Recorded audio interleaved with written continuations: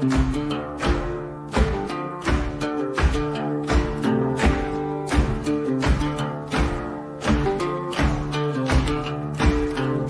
the heartland, a storm is brewing. Trump's moves ignite the flames. With every choice, the nation's renewing. The left can't keep up with this game. Heads are spinning, the swamp's draining dry. America first, it's a brand new dawn.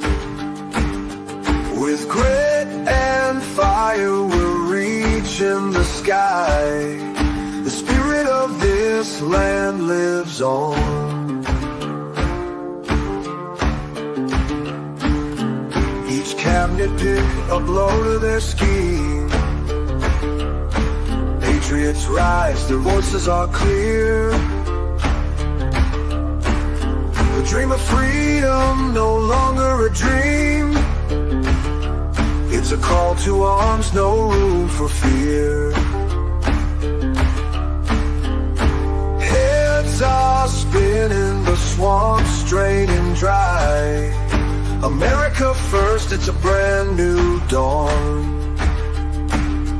With grit and fire, we're reaching the sky. The spirit of this land lives on. Thunder rolls with the banjo's cry. Strings moan like a nation's fight. Through the clash and the clamor, we're standing high, reclaiming the star-spangled light.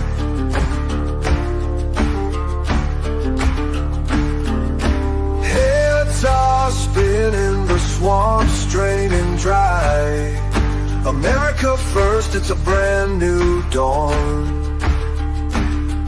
With grit and fire, we're reaching the sky.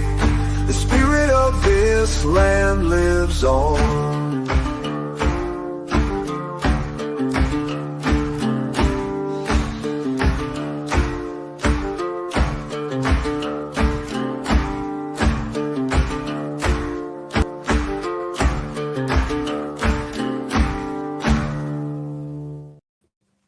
Hey guys.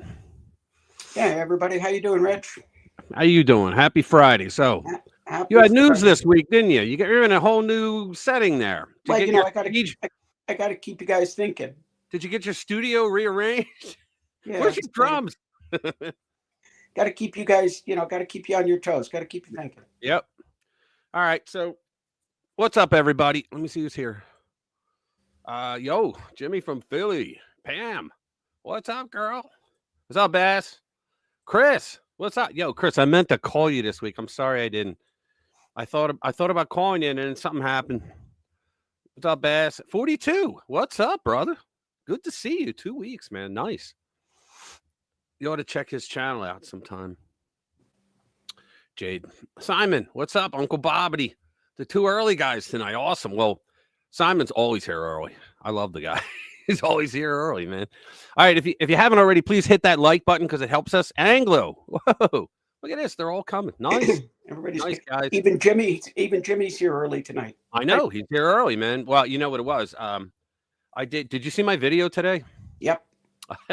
See, I mentioned him in the end because David Packman, the smarmy little geek that he is, my brother used to go on his show. He has a Discord. Right. And he used to That's take right. calls. I remember you saying that. Yeah, he used to take calls, and he stopped taking Jimmy's calls because Jimmy just proved him wrong on every topic he ever came up with when he answered the phone.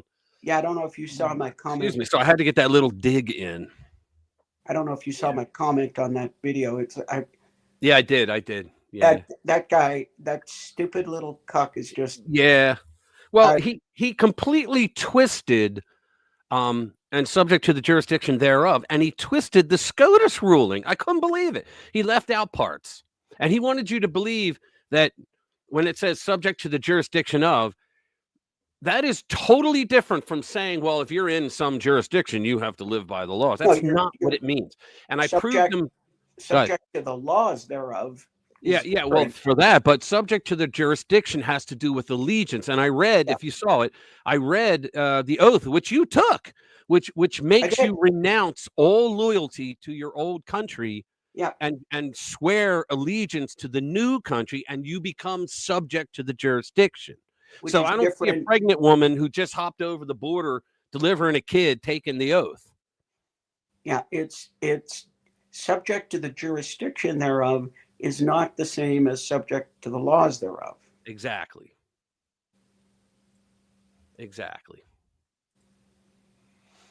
All right, we got a boatload of news. It's coming like a fire hydrant, and I tried to pick some of the better ones. Let's see what we're going to go over tonight. Have you watched some of the confirmation? Oh, just about all of them. Yes. Hey, I'm going to play Tulsi Gabbard's intro. Oh, you got to hear it.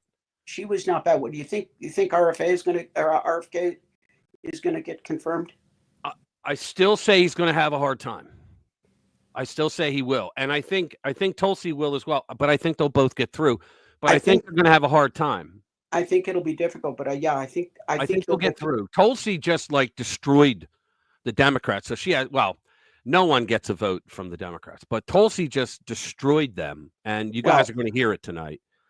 Well, Tulsi and RFK committed. Yeah, that's not the case though. 42. That's not what they say. I'm sorry to interrupt you, Jade. What they say about it, the libtards, what they say is that it means that if you drop a baby on our soil, you're a citizen.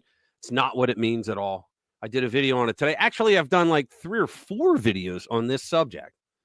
And people go, well, wait a minute, why do you keep doing that? And I always say, well, the amount of videos I do on a subject is commensurate with the number of stupid Democrats out there repeating the same old lies. And did you see he was a Christian bigot as well? Mm-hmm. He insulted Caroline Leavitt because she was wearing a crucifix. I'm wearing a crucifix right now. He called it what can only be described as a cartoonishly large cross. Yeah. There was nothing cartoonish about it, and it wasn't a large cross at all. So he's a Christian bigot. Why did he even say that, Well, because he's a jerk off. Well, he said it for that reason and for, should we talk about they don't know the difference between a lectern and a podium? And I was just like, what a smarmy little bitch. What a pencil neck geek, smarmy little bitch he is. I just can't, at this point, I can't even stand the sound of his voice. I know, I can't stand him either, but he has this way where he's very dismissive with you, okay? But he always tries to get you, he tries to throw you off by agreeing with you on something that is just, if he didn't agree, he'd be a libnut, right? But he tries to do that so that he can throw you off and put your guard down. But I mean, he loses every single time he gets into any kind of discussion. But let me go over what we're going to talk about. So, I was going to say. I'm sorry, you were going to say something. Go ahead. I was going to say the one thing I was going to say is that Tulsi and RFK, they both committed the ultimate sin, the unrecoverable error. They walked away from the Democrats. Oh yeah. Yeah. I mean, you could walk out in the middle of town square, shoot somebody in the head. They're fine. Mm-hmm. They'll find an excuse for it. Oh yeah. But you walk away. Democrats.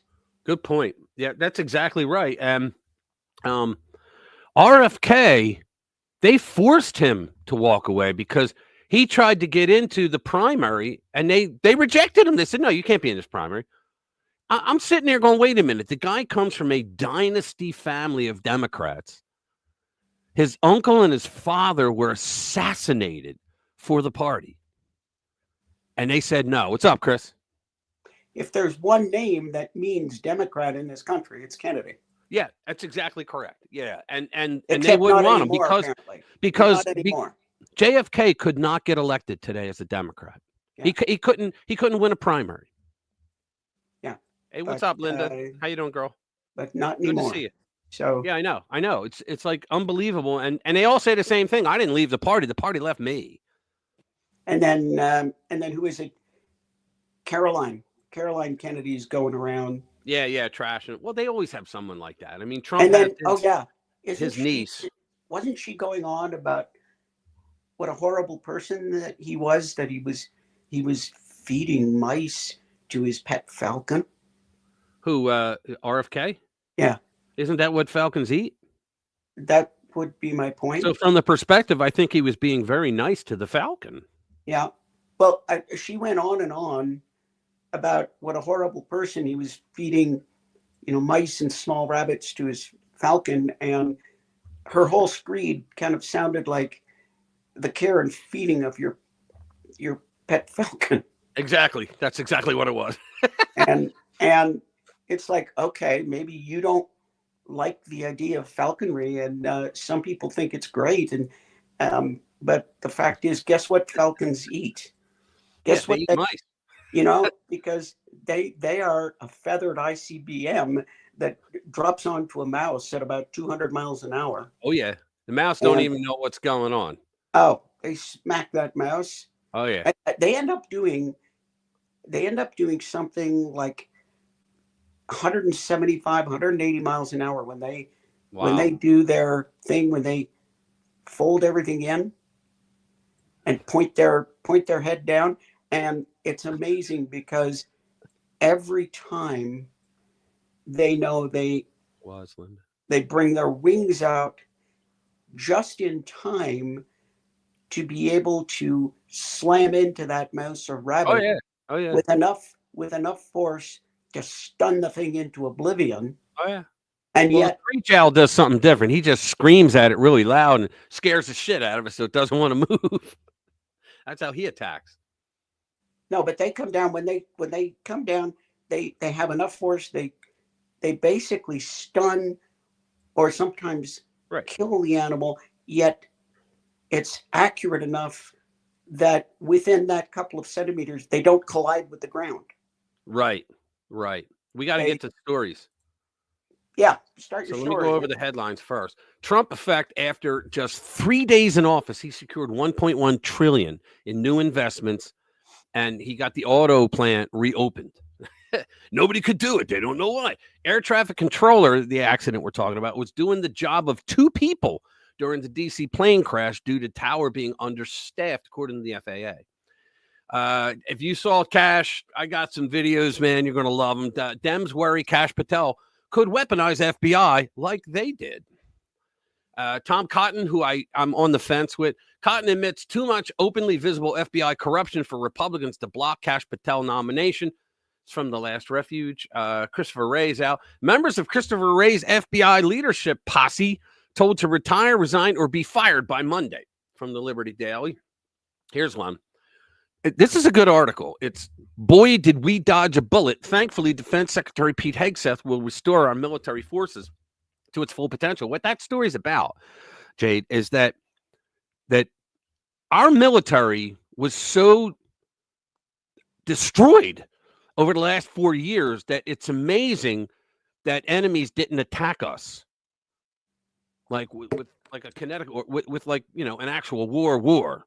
That they just didn't attack us because we were woefully unprepared, thanks to the administration. Here we go. Mic drop. This is what I was talking about earlier. Tulsi just destroyed the Russia hoax, the Dirty 51, Intel clowns, laptop letter, Clapper, Brennan, and the weaponized FBI in her opening statement. And then it got personal. Here we go. It's, please enjoy RFK Jr. torching Bernie Sanders for screaming healthcare for all, while taking big pharma cash. He just and Bernie tried to shut him down. He couldn't, he kept saying, no, I didn't take cash. I did not. That. He goes, well, you were listed, and it was the pharmaceutical company workers, individual workers. It was the workers. No, you were listed as in the top. He's like 20 million. and you know who else? 2 of the top 3. You know who other one was? Oh, who's that? That Chief Crazy Bitch herself. Get out. Really? Elizabeth Warren. Chief Spreading Bull. Yeah, Pocahontas. She was the other one. Yeah. Pocahontas. Yeah, all right, 5 ways. Huh? There you go. Yeah, 5 takeaways from Cash Patel's Senate hearing. guys, when he told Amy Klobuchar, when she said, "I'd love to have 5 hours to question you," and he goes, "Well, you have 2 minutes," and she went, "Wow!" That's all she could say. He just wowed her. Democrat Senator, yeah, here it is. Democrat Senator gobsmacked by Kash Patel. We should watch that first. And just to throw something in, I guess Chris corrected me. Chris corrected me. I guess the Peregrine Falcon he says it can hit up to 245 miles an hour in a dive. All right, I can die now. All right, let's play the rest of the interview. This is why snippets of information are often misleading and detrimental to this committee's advice and consent process. If you consent, I would love to have 5 hours of questions, and then I could read the whole transcript. You've got 2 minutes. Wow. Damn! I love it, man. I just, it just went to show, like, this is why they're afraid of him, because he is probably the most prepared for the job, the most qualified for the job, because he's done everything around it and within FBI at times. He's been in intelligence. He's done it all. And they know that he doesn't. It's the FAFO. Fuck around, find out with him. And they know it. And they're terrified because they believe he's going to go after them, which he probably will. He probably will. This is my sad face at that happening. I know. Here we go. Let's do the next one. Let's see. Yeah, the Trump effect. Let's see this. I think Steve wrote this. Yeah, he did. The Trump effect. We got 1.1 trillion. This is for all of you elected Democrats and dimwit voters who put you there. I love how he writes. You still insist that the Biden economy was great despite a mountain of evidence that it was an unnatural disaster. I had to call him and go, dude, like, what's the difference between a natural disaster and a unnatural disaster? And that Trump would destroy the economy. After 3 days in office, he secured new investments from two sources totaling 1.1 trillion that will create about 200,000 high-paying full-time jobs. Additionally, he met with a large auto company that agreed to build cars in Detroit inside of a closed factory. He brought it back. Now, that's why he won Detroit, guys, because Kamala, she was pushing EVs, these electric vehicle pieces of crap. No offense to anybody. I know, Pam, you have an EV. It's fine. She has a Tesla, which is fine. But I drive a Tesla. Okay, there you go. But they kept pushing that and trying to get rid of the fossil fuel thing with the climate change, right? That bullshit. And so the people in Detroit were really depressed. And now, guess what? 100,000 jobs, 500 billion in assets. That's awesome. So here it is from the AP. President Donald Trump on Tuesday talked up a joint venture investing up to 500 billion for infrastructure tied to artificial intelligence by a new partnership formed by OpenAI, Oracle, and SoftBank. I hear the Oracle commercials, and it actually sounds kind of exciting because what it is it's the data centers, and it's going to help them. You need a lot of processing power for AI, right? Yep. It's not just GPUs. It's not just your video cards. You need a lot of processing power, and that's what they're building right now. That's what they're going to do. Trump met with Saudi Arabia's Crown Prince Mohammed bin Salman. Isn't that the guy who sat across from Biden in 2021 and laughed in his face? Remember? And then Biden asked, "Can we?" Because Biden shut down our production of oil and gas, and so he asked them, "Can you step it up?" They said, "No, we're not going to do it," which is why we had to go to an enemy nation, Venezuela. So he announced that the kingdom will invest a minimum of 600 billion over the next 4 years in the United States. That means jobs, guys. That's pretty good. 600 billion? That's pretty good. From the Gateway Pundit, the comments from Crown Prince Mohammed bin Salman, or Salman? I wouldn't say Salman. Reported early Thursday by the state-run Saudi press agency, came in a phone call with Trump. The Crown Prince affirmed the kingdom's intention to broaden its investments and trade with the United States over the next 4 years in the amount of $600 billion, guys. That's nothing to sneeze at. So there you go. Trump comes along. He says, hold my beer. Yeah, he doesn't drink, but hold my beer. He comes back 1.1 trillion. Yeah, I mean, it 3 days. It was interesting because you look at AOC and I find myself wondering, is she is she that stupid or that short-sighted or that malicious? And my answer to that is yes. Well, my whole thing was I always wondered about AOC. This is serious, guys. I always wondered who ties her shoes for her every morning. She Well, once sat in a subway for 2 hours and got a subway restaurant in 2 hours and got upset that a train never showed up. yeah. No, the thing is, you probably saw where I think she's done it a couple of times. She's talking about tariffs and how it's going to make the price of everything go up, and Hey, what's up, Ludwig? I'm listening. who pays for the tariffs? It's not them. Sheila. It's going to be you and me that pay for the tariffs. Well, we've said this on this show before. Somebody really needs to apply for a refund of her economics degree. Yeah. Oh, yeah, yeah. Boston, they owe her money. Compensation right there. She needs it. Yeah, she needs to sue somebody because she has no understanding. And then, She did a video once from her new apartment in D.C. where she was absolutely fascinated beyond by the belief. carburetor? The garbage disposal. Yeah. Yes. I never saw one of these. What does it do? She's like, oh, what does it do? I'm like, you got to be freaking kidding me. What's up, Sheila? Put your head down there. Find It's like, out. wow. Yeah. Put your hand down there and then turn that little switch on. It's going to be great for us. Yeah, but she's there and she says, "Oh, well, we'll be paying more for this and that," and then Man. I don't know if you follow him, but Bill Whittle. Yeah, I do. Called it five-hole diplomacy because Trump was on our dear fearless President Trump was on the third hole when he got the phone call about Colombia. Uh-huh. On his cell phone. He didn't call the president of Colombia. He didn't call anybody. I think he did talk to Marco Rubio, who just said, "Yeah, boss, you go get him." That's fine. He did not call Colombia. He posted on Truth Social what he was going to do and the tariffs, okay? Within an hour, not only had Colombia agreed to take those planes in, but offered to send the presidential plane to come help the efforts. Now, think about this. What does that mean to you, Rich? Yeah. What does that mean to you? That means that the head of state in Colombia or his representative is glued to Truth Social. You know what that means? That means that every damn world leader right now has somebody monitoring Truth Social 24/7. And you know why? Because it's important. Because they want to get a jump on what Trump's thinking. Because what he puts there, it's like being in bed with an elephant. If they roll over, even if they roll over gently, you're going to notice it. Right.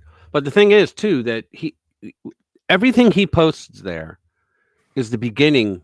It's like tariffs with Trump. Everything he posts on Truth Social or when he starts threatening tariffs, it's the beginning of a negotiation. He's from Queens. I keep telling people he's from Queens. That's why he is the way he is. There's a definite science behind that. And when he starts threatening tariffs, he doesn't want to use the tariffs. In fact, tomorrow he will on China and Canada and Mexico if they don't comply. It's going into effect tomorrow. I think it's 25%. And then I think a week later it's 50%, and it just goes up from there. So he's not effing around with them, but he's the FAFO for them. But yeah, but he doesn't want to use them. It's the beginning of a negotiation. What is he? He's a businessman. What does he do? What is the best thing that Trump does? And by the way, I'll give you a clue. It's in the title of his book. Art of the Deal. That's what he does. Yes, it's the art of the deal. And he says the biggest takeaway in Art of the Deal is, because I read it, is you have to be willing to walk away without making a face. You have to be willing to get, you know what? Sorry, can't do business. Bye, and get in your car and drive away. If they want to do business, they'll call you and they'll back down. Who has not backed down from Trump? And the other thing is you have to separate. You have to separate. Like Trump stands up there and he says, "Oh yeah, I'm good friends with President Xi," and he means it. Yeah, he does. But well, I'll play golf with you. You heard him on the bloodbath speech, right? Just what you're saying. No, but I'll go play golf with you. You're my best buddy. But when we go into the boardroom and I Yep. sit across from you and across the boardroom table from you, America first, baby. hey, business is business. Well, he said when he did the car thing down when he was down in Texas, and he said, well, he said the Chinese want to build all these auto plants right here in Mexico, and he said, and that's going to really hurt our auto manufacturing. And he said, now I'm friends with President Xi. He goes, Yeah. he knows that. He goes, but there's no way in hell I'm going to allow that. He knows I don't play that way. He goes, I will put 100% tariff on every vehicle you try to sell, and no one's going to buy them. And he said, that's if I win. He goes, if we don't win, it's going to be a bloodbath. And of course, every asshole on the left said, he's going to say it's going to be a bloodbath. He's going to send those MAGA extremists out into the streets. But that's where he said it. He's friends with President Xi. He can go shake his hand, sit down. But business is business. Dems worry Kash Patel could weaponize the FBI against political enemies like they did. That's what they're worried about. They're all like, you're not going to go after me, are you? No wonder Democrats are worried. The nation has seen the FBI used as a political weapon, and leftists don't want it pointed at them. Yeah, if you guys never saw The Federalist, if you don't go there, go there. They got great stories. Plus, Mark, the guy I bring on every now and then, he writes for them, too. In the Senate confirmation hearing on Thursday, feckless Democrat senators grilled Kash Patel, President Trump's nominee for FBI director, trying to paint him as a Trump henchman, hell-bent on seeking revenge for all the crap the FBI put Trump and American citizens through. It's not revenge. It's called accountability. That's what they keep saying. They got to stick to that because it's the truth. But it's also sweet revenge in the end. It's no wonder they are worried. The nation has seen the FBI turn into a political weapon, and Democrats don't want it pointed at them. The Federalist has written extensively about corruption within the FBI under Democrats' watch, including the Russian collusion hoax that Kash Patel helped disprove. Yeah, he was like one of the main guys that disproved it. He proved it bullshit. Him and Devin Nunes, when Devin Nunes was the chairman of the Intelligence Committee. The gun-toting dawn raids on homes of nonviolent citizens. They did that. There were more freaking news people waiting for it to happen than there were guys raiding the home. They called CNN, MSNBC, ABC, CBS, the whole alphabet shit, right? Just to be there because they were trying to send a message to people. The overreaching invasion of Trump's Mar-a-Lago home and the tampering in the federal election by concealing the legitimacy of Hunter Biden's incriminating laptop. I do believe Kash when he says, if I get in, I'm going to turn the federal building, the FBI building in D.C. into a museum. He goes, because all 7,000 people, he goes, there shouldn't be 7,000 people in that building. He said, I'm going to spread them out all across the country because they got federal buildings in every big city. He said, they're going to actually do what they're supposed to, which is investigate bad guys. No more intelligence bullshit. Democrats called Patel a conspiracy theorist and a Trump loyalist. He even said, you called me a conspiracy theorist when I said this, and then it turns out that was true. And then you said I was spreading conspiracy theories about this, and it turns out that was true. He just ripped them. He asked him many times whom he intended to go after on Trump's behalf. He kept coming back saying, look, unlike you guys, when you were in there, I'm going to do it according to the Constitution and the procedures of the Federal Bureau of Investigation. There you go. He goes, any accusations leveled against me that I would somehow put political bias before the Constitution are grotesquely unfair. That's a word they like to use, grotesquely. I will have you reminded that I have been endorsed by over 300,000 law enforcement officers to become the next director of the FBI. They could not stomach his much repeated answer because they're a bunch of jagoffs who just don't like it. They don't like that he's going to get in. That's what it is. And then we'll just go to this one right away. What's that? I think you can count on Mitch McConnell voting against him. Oh, yeah. Oh, yeah. He's going to vote against pretty much any controversial nomination. Right. Susan Collins. Yeah, she's a piece of shit, but she's the best you're going to get from Maine. Yeah.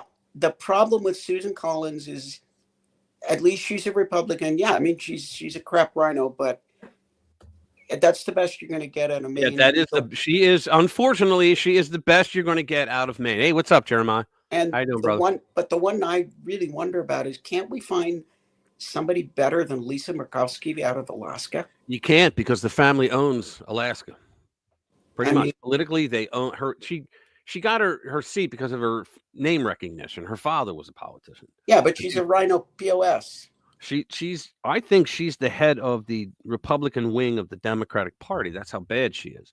But she was able to finagle that voting system, the tallying system that kept her in office. It was the weirdest thing. I can't believe everybody else agreed to it.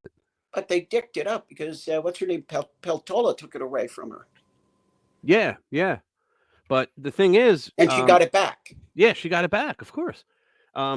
Yeah, she and Collins are the two that, my God. Well, they didn't vote for Hegseth because that woman who lied. Remember, I did a video on the woman. Yeah.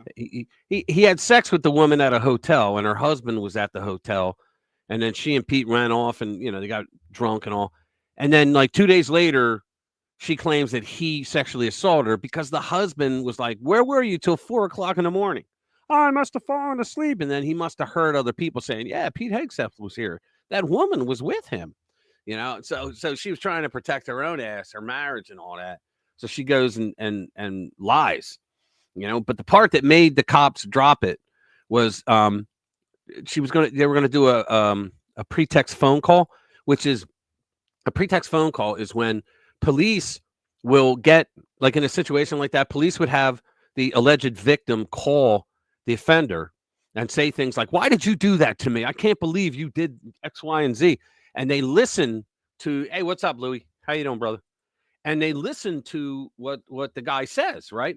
And they determine, is he lying? Or because if he goes, "Hey, man, you say anything, they'll bust his door down and arrest him." But when she said, "No, I don't want to do it," and she claimed, "Oh, I'm just so depressed and all that," and she started crying on the phone, they're like, "You know what? She's not serious." Because it wasn't screaming, "Hey, guys, prove my case," There you go. Retired Dr. Jade. There you go. Cool. Yeah, so let's do this one. It is members of Christopher Wray's FBI leadership posse told to retire, resign, or be fired by Monday. And he means it too. In a significant shakeup within the Federal Bureau of Investigation, at least 6 senior leaders who were promoted under Wray have been instructed to retire, resign, or face termination by Monday, according to sources familiar with the matter. This move continues a broader purge that started last week at the Justice Department, signaling a clear intent by the Trump administration to reshape the leadership. He should have done exactly this in 2017, but he was never a politician, and he didn't really. I mean, who is he relying on? Jared Kushner? Come on, right? That's who he was relying on. That's how he hired all those rhinos that were out to get him, right? Plus, then you had Obama that put a boatload. He increased the number of people that were in the Washington's or the White House's was it national security team, right? And he threw extra people in there, and they were all spying on him, sending information back to Obama, who wasn't even in the government anymore. You know what? I think he should take Obama's clearance. Transition officials from the Trump administration have been vocal about their plans to sideline leaders who were elevated by Wray, who was appointed by Trump himself, but resigned early due to the president's expressed intent to replace him. And he got a pardon, right? This personnel overhaul comes at a time when many FBI agents, particularly those who worked on investigations related to the J6 Capitol attack, it wasn't a Capitol attack, it was a fucking riot because the cops were shooting rubber bullets at them and tear gas. And Trump's alleged mishandling of classified documents, which he didn't mishandle anything. This is the Liberty Daily. They're very conservative. Documents are on edge about potential repercussions or career setbacks, mirroring the experiences of several career Justice Department attorneys. They need to be worried about going to fucking jail. That's what they need to be worried. They broke laws. They absolutely broke laws. But I don't think anyone's going to jail. In short, they're scared, and they should be, with Kash Patel's confirmation hearings for FBI going well, and they are going well. On Inauguration Day, amidst heightened national security concerns, Paul Abate, who was then serving as the acting director of the FBI following Wray's resignation, also stepped down. His position was immediately filled by 2 senior agents from the FBI's Newark and New York offices appointed by the Trump transition team. Tom Ferguson, former agent and aide to Jim Jordan, Ohio, known for his critical stance against the FBI, has recently joined the FBI headquarters as a policy advisor, further illustrating the administration's direction. Yeah. So Chris Wray has a pardon, but that, guys, when you get a pardon, it just means you won't be punished. That's all it means. They can still take his ass to court, charge him, take him to court, and convict him. Yeah. And you go, why would you do that if there's no punishment? Because that is the punishment. More importantly, it doesn't mean you can't investigate. Right. That's what I'm saying. And here's what as far as I know, what's up, Steve? Ray was granted a pardon, but nobody under him was, as far as I know. Right. Well, I don't believe what's his name? Jack Smith was pardoned. I can't believe they didn't give him a pardon, but I thought they did. I don't believe he was. I think they should. Well, they can't pardon. I thought he did. No, I heard he didn't get a pardon. Okay. That's what Anyway, I heard. what I was getting at is what they need to do is go in and start to flex on these other guys that didn't get pardoned, and they will start singing like canaries, and suddenly we'll start to hear some of the story. Yeah. Well, I'm saying the Democrats always make the process the punishment, because when you get charged in D.C. for political shit, it's going to cost you in the very least $800,000 for legal fees. That's in the very least. Okay. And so you got to spend a shit ton of money to defend yourself when they do that. So put all these a-holes up and charge them. Don't bring them. Have a U.S. attorney charge them in court. No, because I mean, they broke laws. Why wouldn't you charge them? Well, they hit a pole. Yeah, but I think you got my point. The point is, yeah. I didn't think Jack Smith was not pardoned. Okay, maybe he wasn't. I thought I heard he was. Yeah, I don't think he was. The point is, hold on. You put the squeeze on the people down below who don't have pardons, and they're going to turn around. They're going to turn around and they're going to look and say, "Hey, wait a minute! The boss got a pardon, and all they have to do is offer these people a sweet deal to tell the whole story." And left off Biden's list of pardons, Jack Smith, right there, Politico. There you go. Yep. So you see where I'm going, Rich? What's that? I that's twice I didn't get to finish the story. Oh well. But talk faster. But if you lean on these people, suddenly they're looking at their bosses getting pardons, and they're going to be very interested in not taking the fall for their boss. They will sing like canaries. Oh yeah. You know that. Yeah. So that's what we need to do, because now we need to get people out there saying, yes, the head of the FBI did this. Ray did this and said this. And whether he goes to jail or not, to me, it's the investigation is more important. Just like you said with the Democrats, the process is the punishment. Yep. We need to do that. We need to get all this information out there. Here you go. Here's a part of RFK's his confirmation hearing that everybody should watch. Ready? And yes, then if they actually I'm sorry, I thought you were done. Go ahead. Yeah, somebody said, Chris said, and then prosecute Ray for perjury if he lies. Yeah. Well, that's what I've been saying. I've been saying, they could still come in. They can't plead the fifth because their liberty's not in jeopardy because they have immunity with the pardon. But if they lie or if they don't answer, they go to prison. Send their ass because that's a new crime. Yes, exactly. Here we go. Let's watch. I want to say something about what you first said. When I launched my campaign, it was about uniting Americans, Democrats and Republicans. Bernie. There's no issue that should unite us more than this chronic health epidemic. There's no such thing as Republican children or Democratic children. These are our kids. 66% of them are damaged. I know what a healthy kid looks like because I had so many of them in my family. I didn't know anybody with a food allergy growing up, peanut allergy. Yep. Why do 5 of my kids have allergies?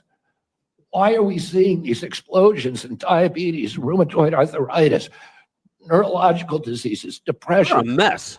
All of these things that are related to toxics in the environment.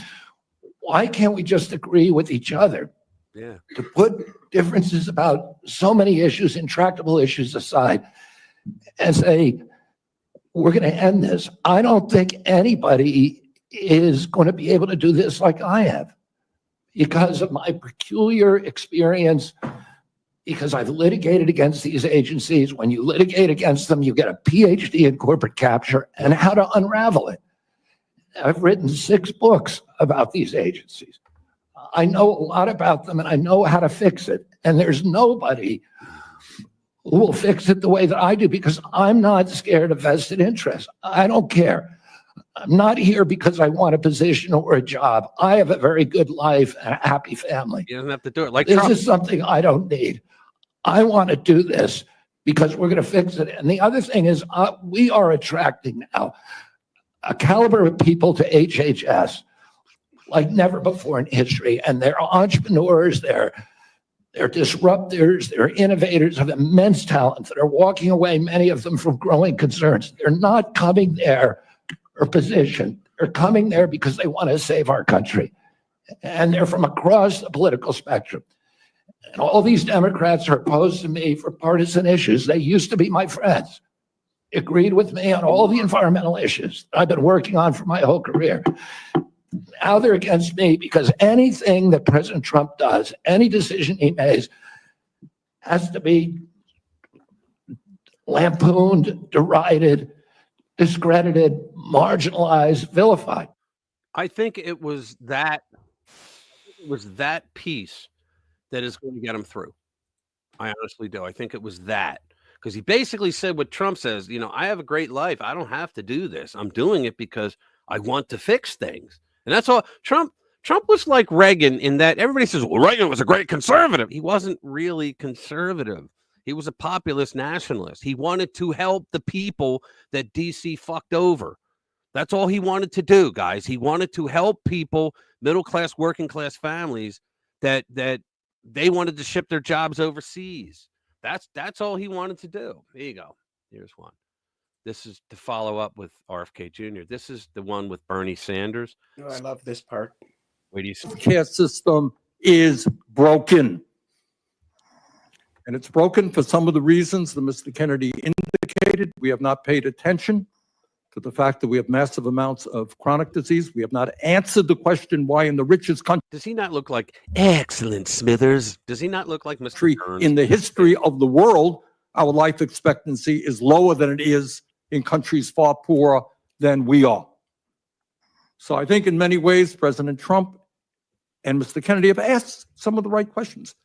Problem is their answers will only make a bad situation worse. Bullshit. So let me ask Mr. Kennedy again. If we want to make America healthy, will you assure the American people that you will fight to do what every other major country on earth does, guarantee health care to every single American? It always comes back to communism for Bernie. Do you know that he actually honeymooned in the Soviet Union, not Russia, the Soviet Union? I'm going to make America healthier than other countries in the world right now. Will with you the sickness. guarantee do what every other major country And- does? That's a simple question. And by the way, I love when they go, it's a simple yes or no question. No, it isn't. Hey. Nothing is. Bernie, the problem of corruption is not just in the federal agencies, it's in Congress too. Almost all the members of this panel are accepting, including yourself, are accepting millions of dollars from the pharmaceutical industry Oh, no, and no, protecting no, their no. interests. Oh, I thought that would, no. No. I ran for president like you. I got millions know. and millions of contributions. They did not come from the executives, not one nickel of PAC money from the pharmaceutical industry. They came from workers.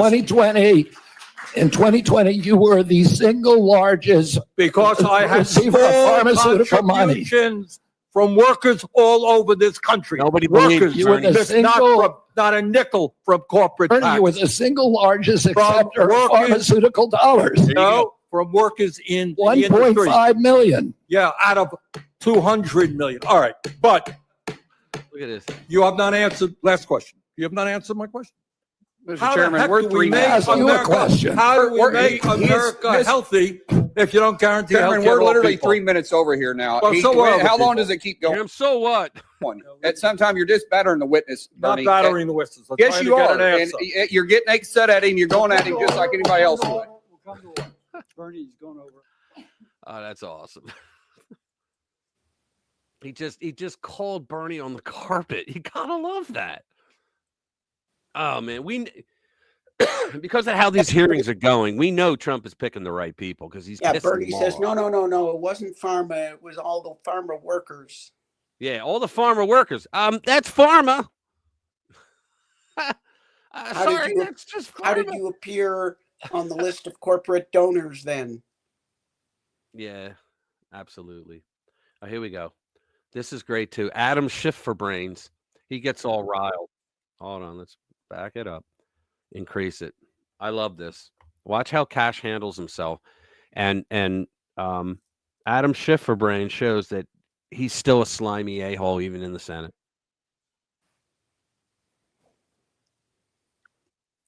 We're not seeing anything pulled up.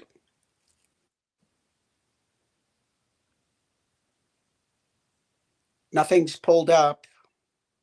Oh, okay. I'm sorry. I thought I heard you, and I'm like, what the hell is she doing in the hearing? Hold on.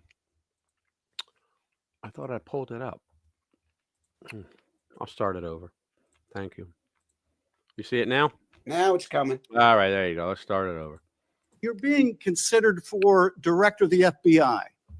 And here you did no diligence to find out whether people you were associating with now the president of the United States in song were This is about. Do you remember when the song went out there when the J6 defendants were in the jail and they started singing a song and they made a record out of it, a recording out of it. The people involved with Trump, and they put it out on the market, and it became the #1 song, right?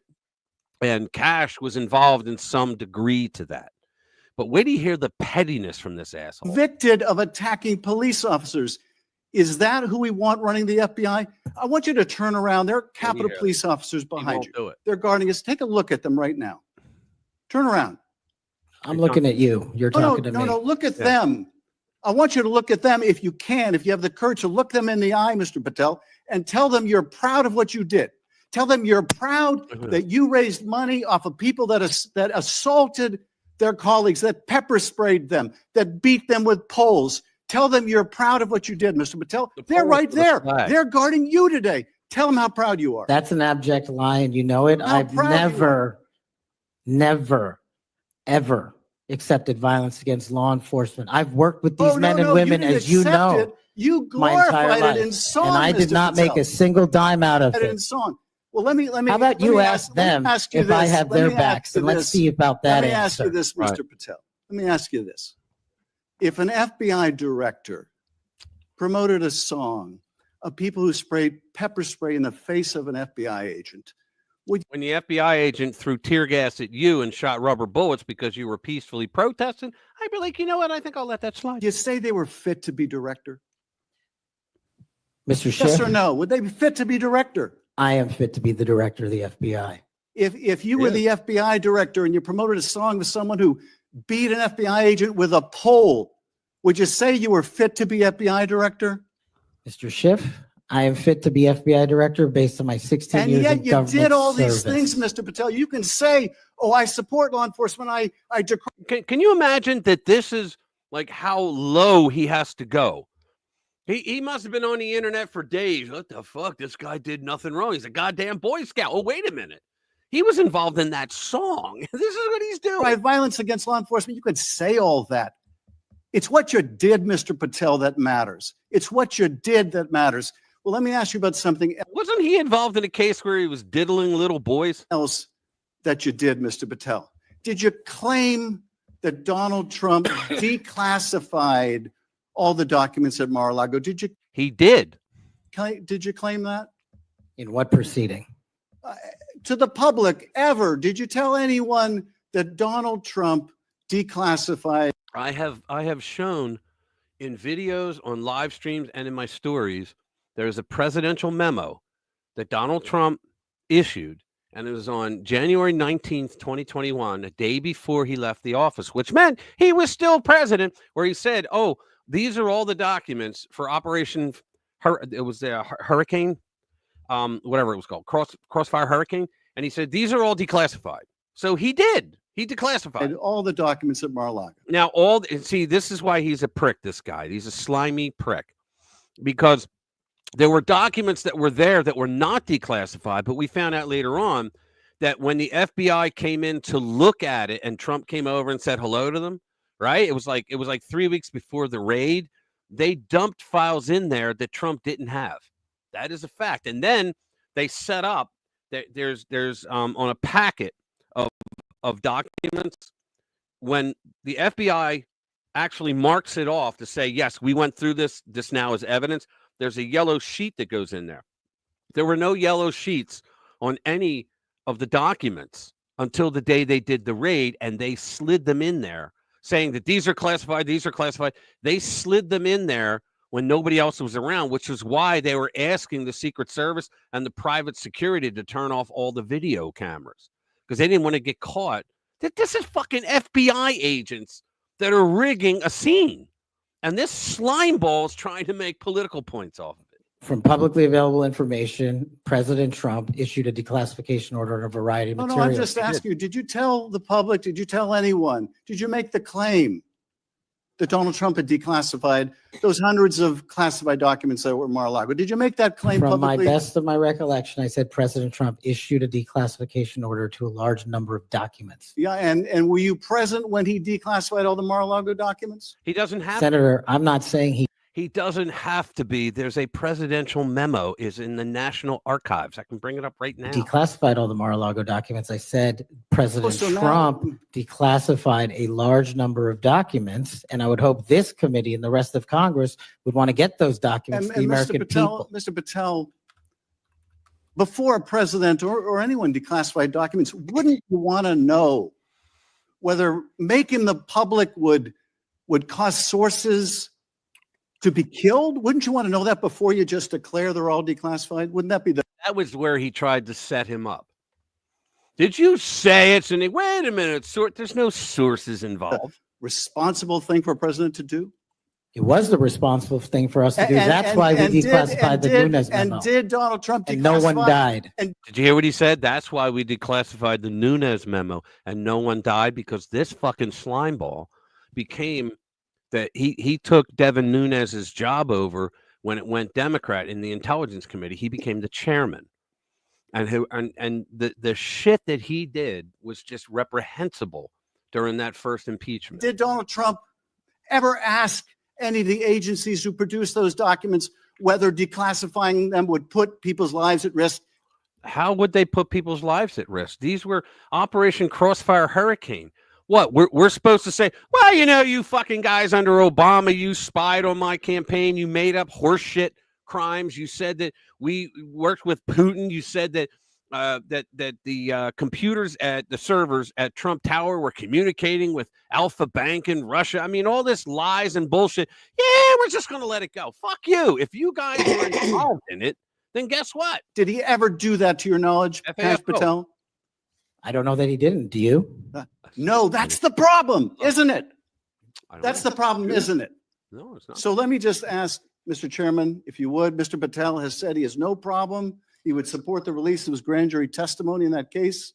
I would ask you, Mr. Chairman, ranking member, to join me in requesting, with Mr. Patel's approval, the release of those grand jury transcripts. And I would also ask Mr. Patel whether you support the release of volume 2 as it pertains to you of And there's absolutely nothing wrong with it. He's just the acting. special like counsel's report. Any reference to you in the report, to your truthfulness, will you support the release to this committee of those sections of volume 2 of special counsel's report? I support following the law and providing whatever information the law requires. Well, you said to the Wall Street Journal that you support transparency. Here's your chance. The reason why Cash can act this way is because everybody in that room knows that he's a jackass. Mr. Patel, you support release of that to this committee? Yes or no? So, your time's up. Before You gotta love it. Oh, Adam Schiff for brains. There's another guy I really, really don't like. I know. I can't stand him. Well, here you go, guys. This is what I'm going to show it again for those of you that never saw this. This is from the National Archives. Memorandum on declassification of certain materials related to the FBI's Crossfire Hurricane investigation. See when it was done? January 19th, 2021. It says here, declassification of certain materials related to the Crossfire Hurricane. By the authority vested in me as president, by the Constitution and the laws of the United States, I hereby direct the following. Section 1, declassification and release. At my request on December 30, 2020, the Department of Justice provided the White House with a binder of materials related to the FBI's Crossfire Hurricane investigation. Portions of the documents in the binder have remained classified and have not been released to the Congress or the public. I requested the documents so that the declassification review could be performed, and so I could determine to what extent materials in the binder should be released in unclassified form. It just goes on and on where it says all of these documents are declassified. Now, if you remember, Jack Smith made a big freaking stink about these documents.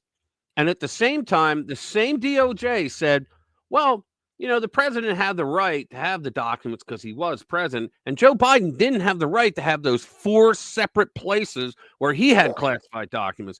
But we're not going to do anything to Joe. We're just going to raid Mar-a-Lago and charge Trump. It was such bullshit. And didn't the Biden regime try and go back and like retroactively say, well, like retroactively cancel his order to declassify? Didn't they try I and didn't do hear something that. Well, like they can't do that because it's in the National Archives. So Well, I in know, other words, but they- if he writes that and they go, no, we're gonna rescind this whole thing, they can't go after him then. That's ex post facto. That's Yeah, right. I thought they went back and tried to Delete it. say, yeah, we're gonna somehow say that action that he took, we're gonna cancel that out. The worst that they did, what the Democrats did, is they went into the Wayback Machine and started deleting from the Wayback Machine. So in other words, what they were doing was deleting history, because the Wayback Machine is the only way you know from many documents what really happened. You know what the Wayback Machine is?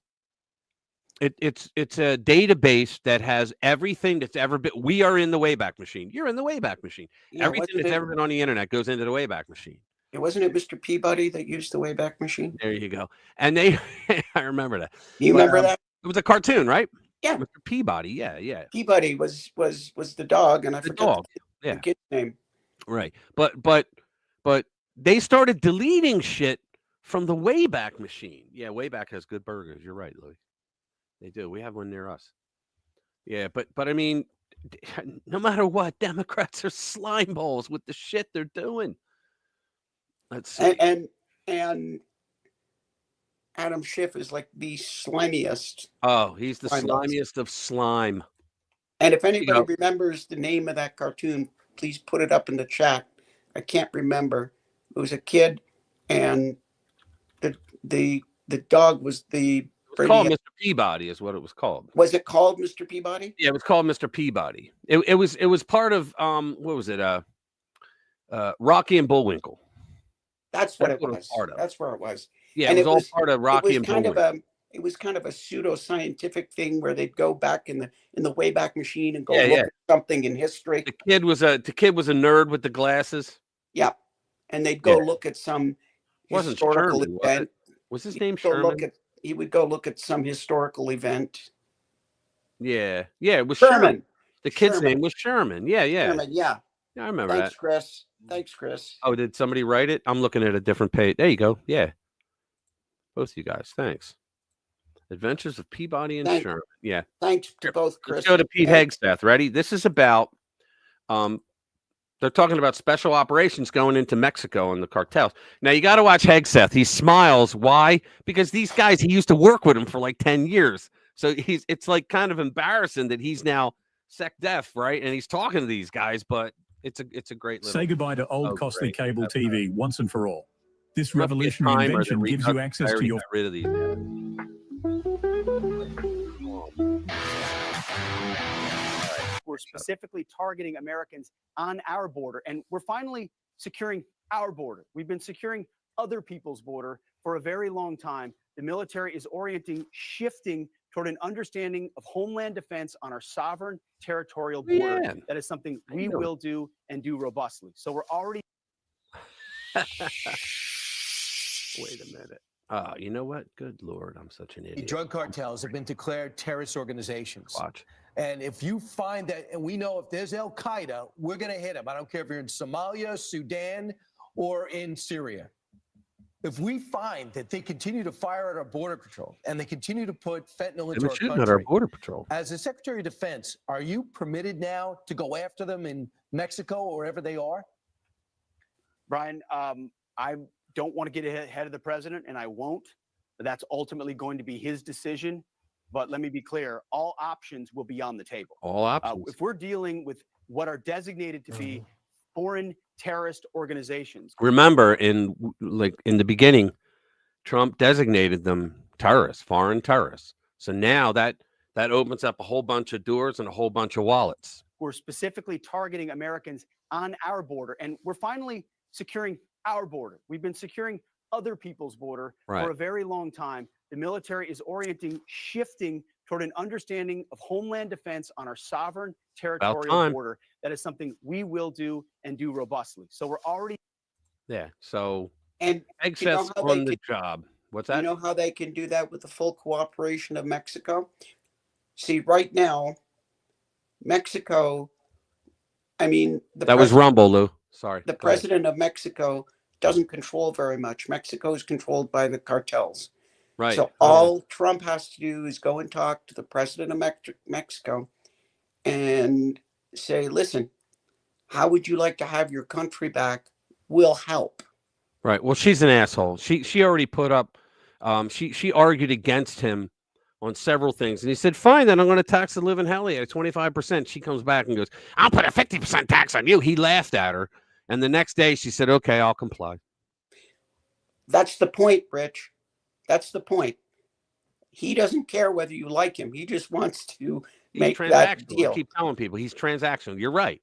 He's transactional. He doesn't get emotional. Watch him sometime. When they throw shit at him, he's transactional. He's not emotional. I mean, she's probably a leftist POS, but yeah, all he has to do is say, listen, you got a problem. It's the cartels. And the cartels own half of your government because they're all on the take. Right. How would you like me to help you with that? And then you get to keep you get your country back, and you can actually be in charge of something. They say that half their GDP comes from cartel money, because the people that get paid by the cartel, they buy shit, they spend their money. They're saying half comes from the cartel. In other words, the cartel, like here, it's Walmart and the federal government are the two biggest employers there. It's the cartel. The Mexican president probably gets a cut. Yeah, he's right. The Mexican president probably gets a cut from the cartels, like the deep state does. Probably true too. Yep, it probably is, because they're dirty as hell down there. Let's see what's next. I shall find something. Oh yeah, the trade tariffs. They're saying, here you go. Let's do this one. I talked a little bit about it. There we go. Let's bring it up. Breitbart says Trump warns Canada, Mexico, 25% trade tariffs coming Saturday. Oil could be next. You imagine? President Donald Trump warned Thursday night his sweeping 25% tariff on goods from Canada and Mexico begins in 48 hours, adding he's still of a mind to include oil from those countries as part of his import tax. You know why? Because we're going to become the largest exporter of oil again.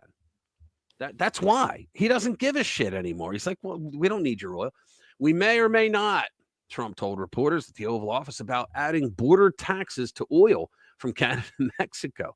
You want to know something? We buy oil from Canada. We don't need it, but we buy it. Why? To prop up their economy.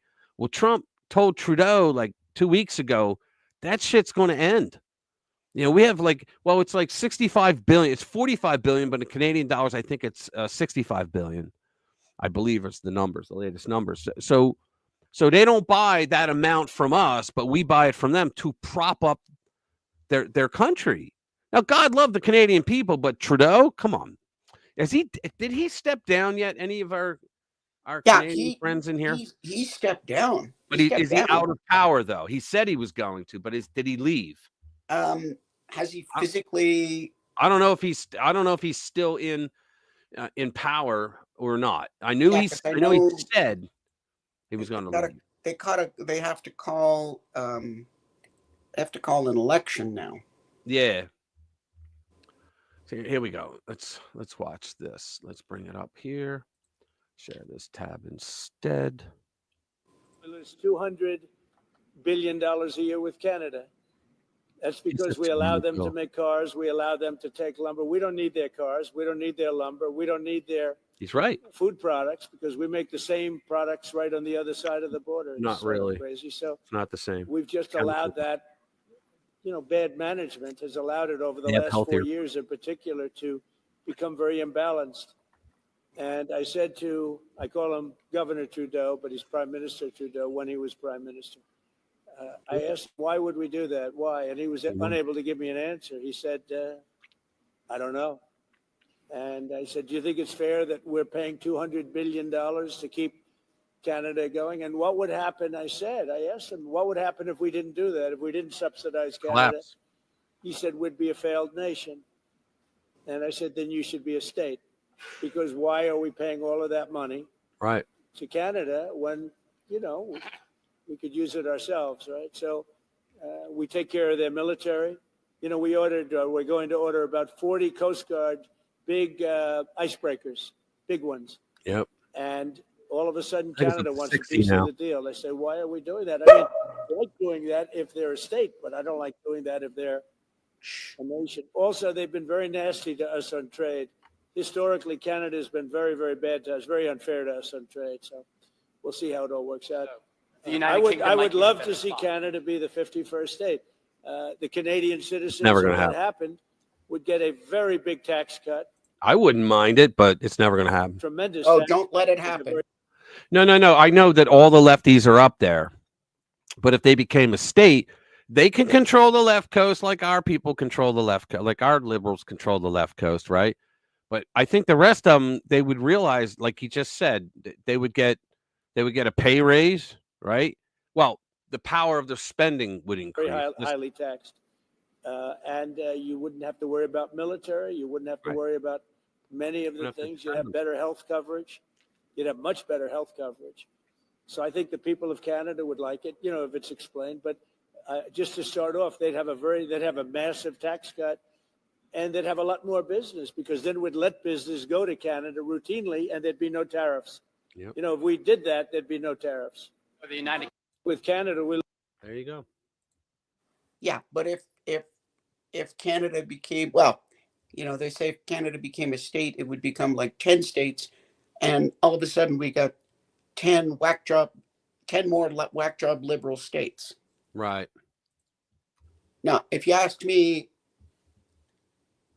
I'm more interested in having California seceding and joining Canada.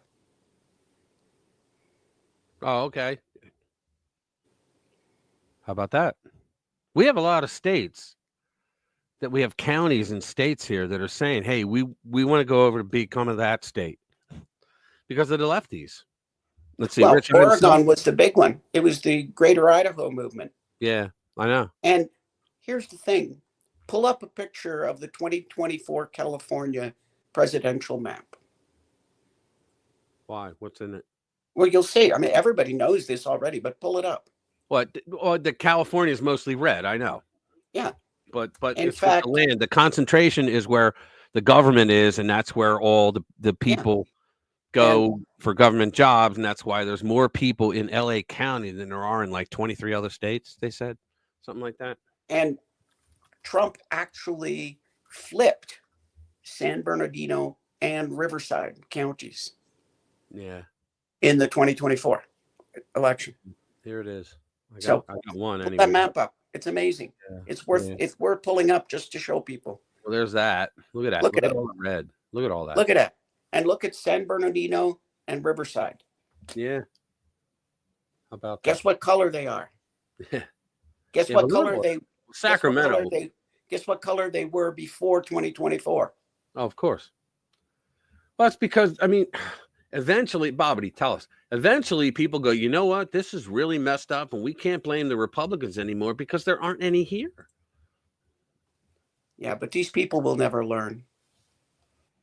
We should invade Mexico. Well, they tried to invade us. A lot of people don't realize that there was a movement, La Raza, which means the race, and they want to get their land back, but they shouldn't have attacked Texas. Because when they attacked Texas, it was a territory, and it was trying to decide, do we join the union or do we stay with Mexico?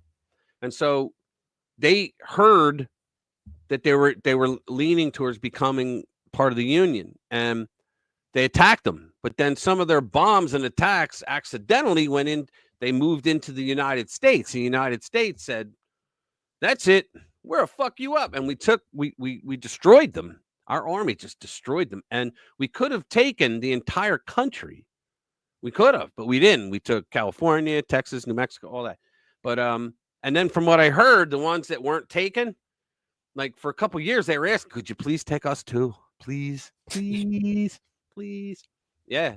So I got to correct something here. Simon said Canada is only a little bigger than Alaska. I don't know if he was making a joke, but so why not have it as just one state? Yeah, the fact is that the landmass of Canada is greater than the landmass of the continental United States. Yeah, it is. It's big, but the parts that are populated.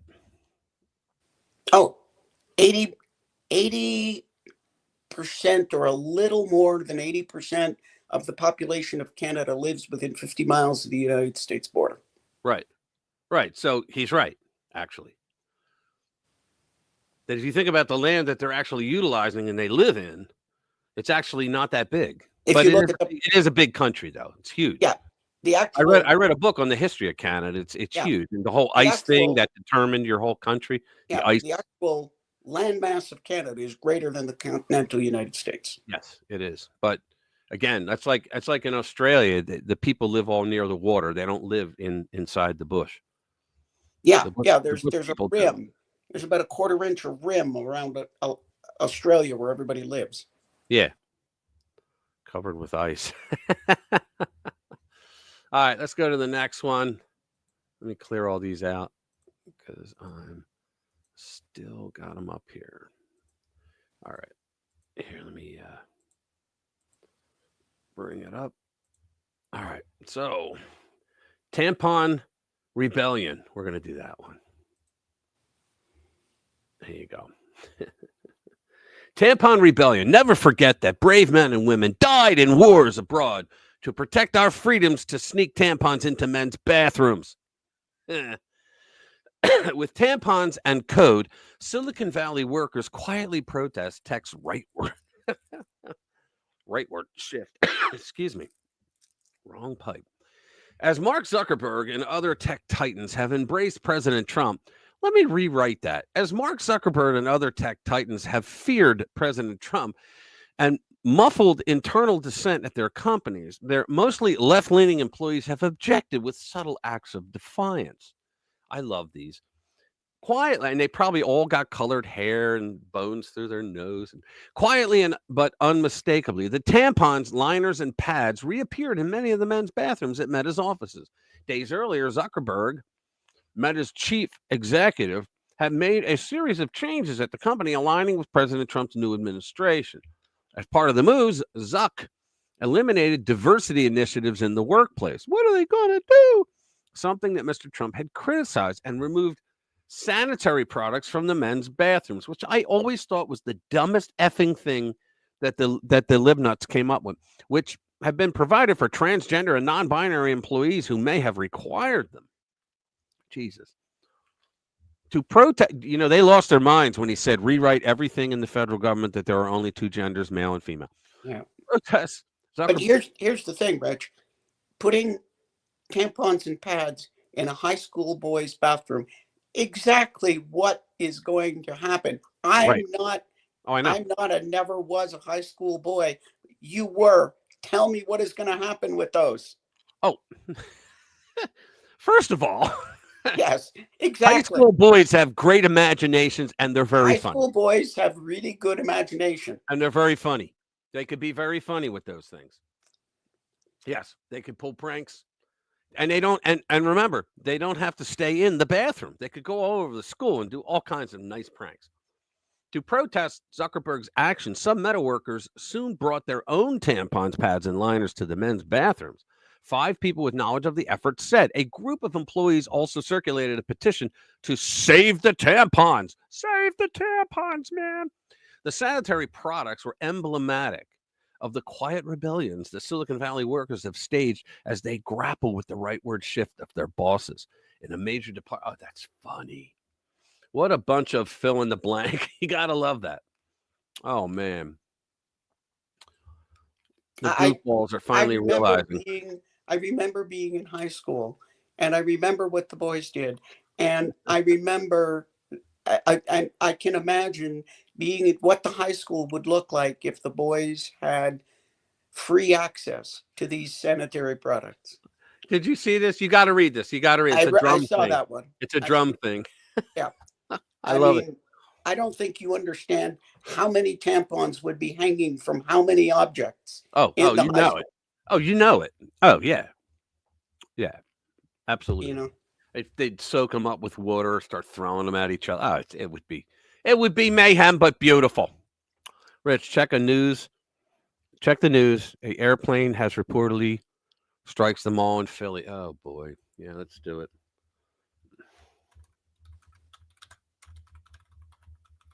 Airplane Mall, Philly.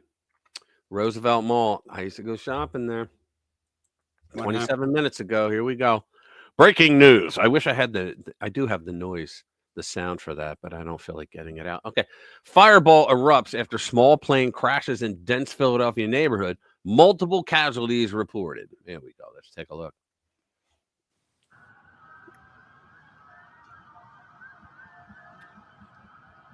That's terrible.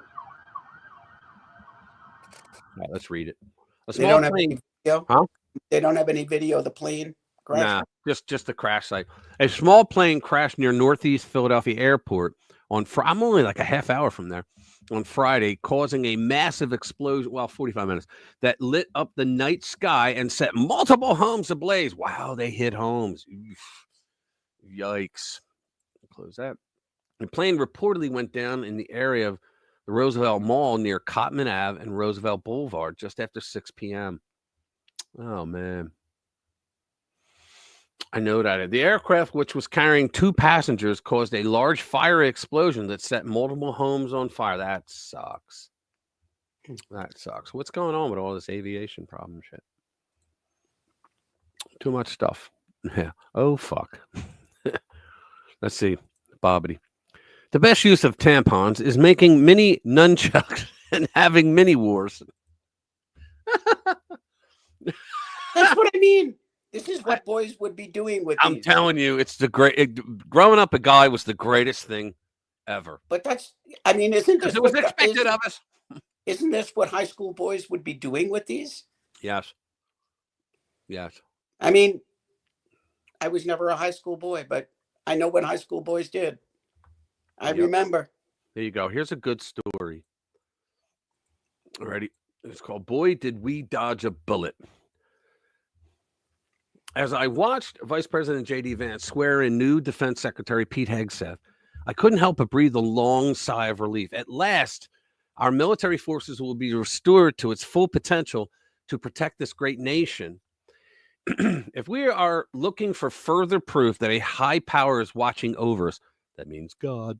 Consider this one question. Why haven't our enemies taken advantage of the fact that for the past 4 years, America has been at its most vulnerable because the man in charge of that nuclear football has been non-compos mentis since he took office? That means he's nuts. He has dementia, no brain.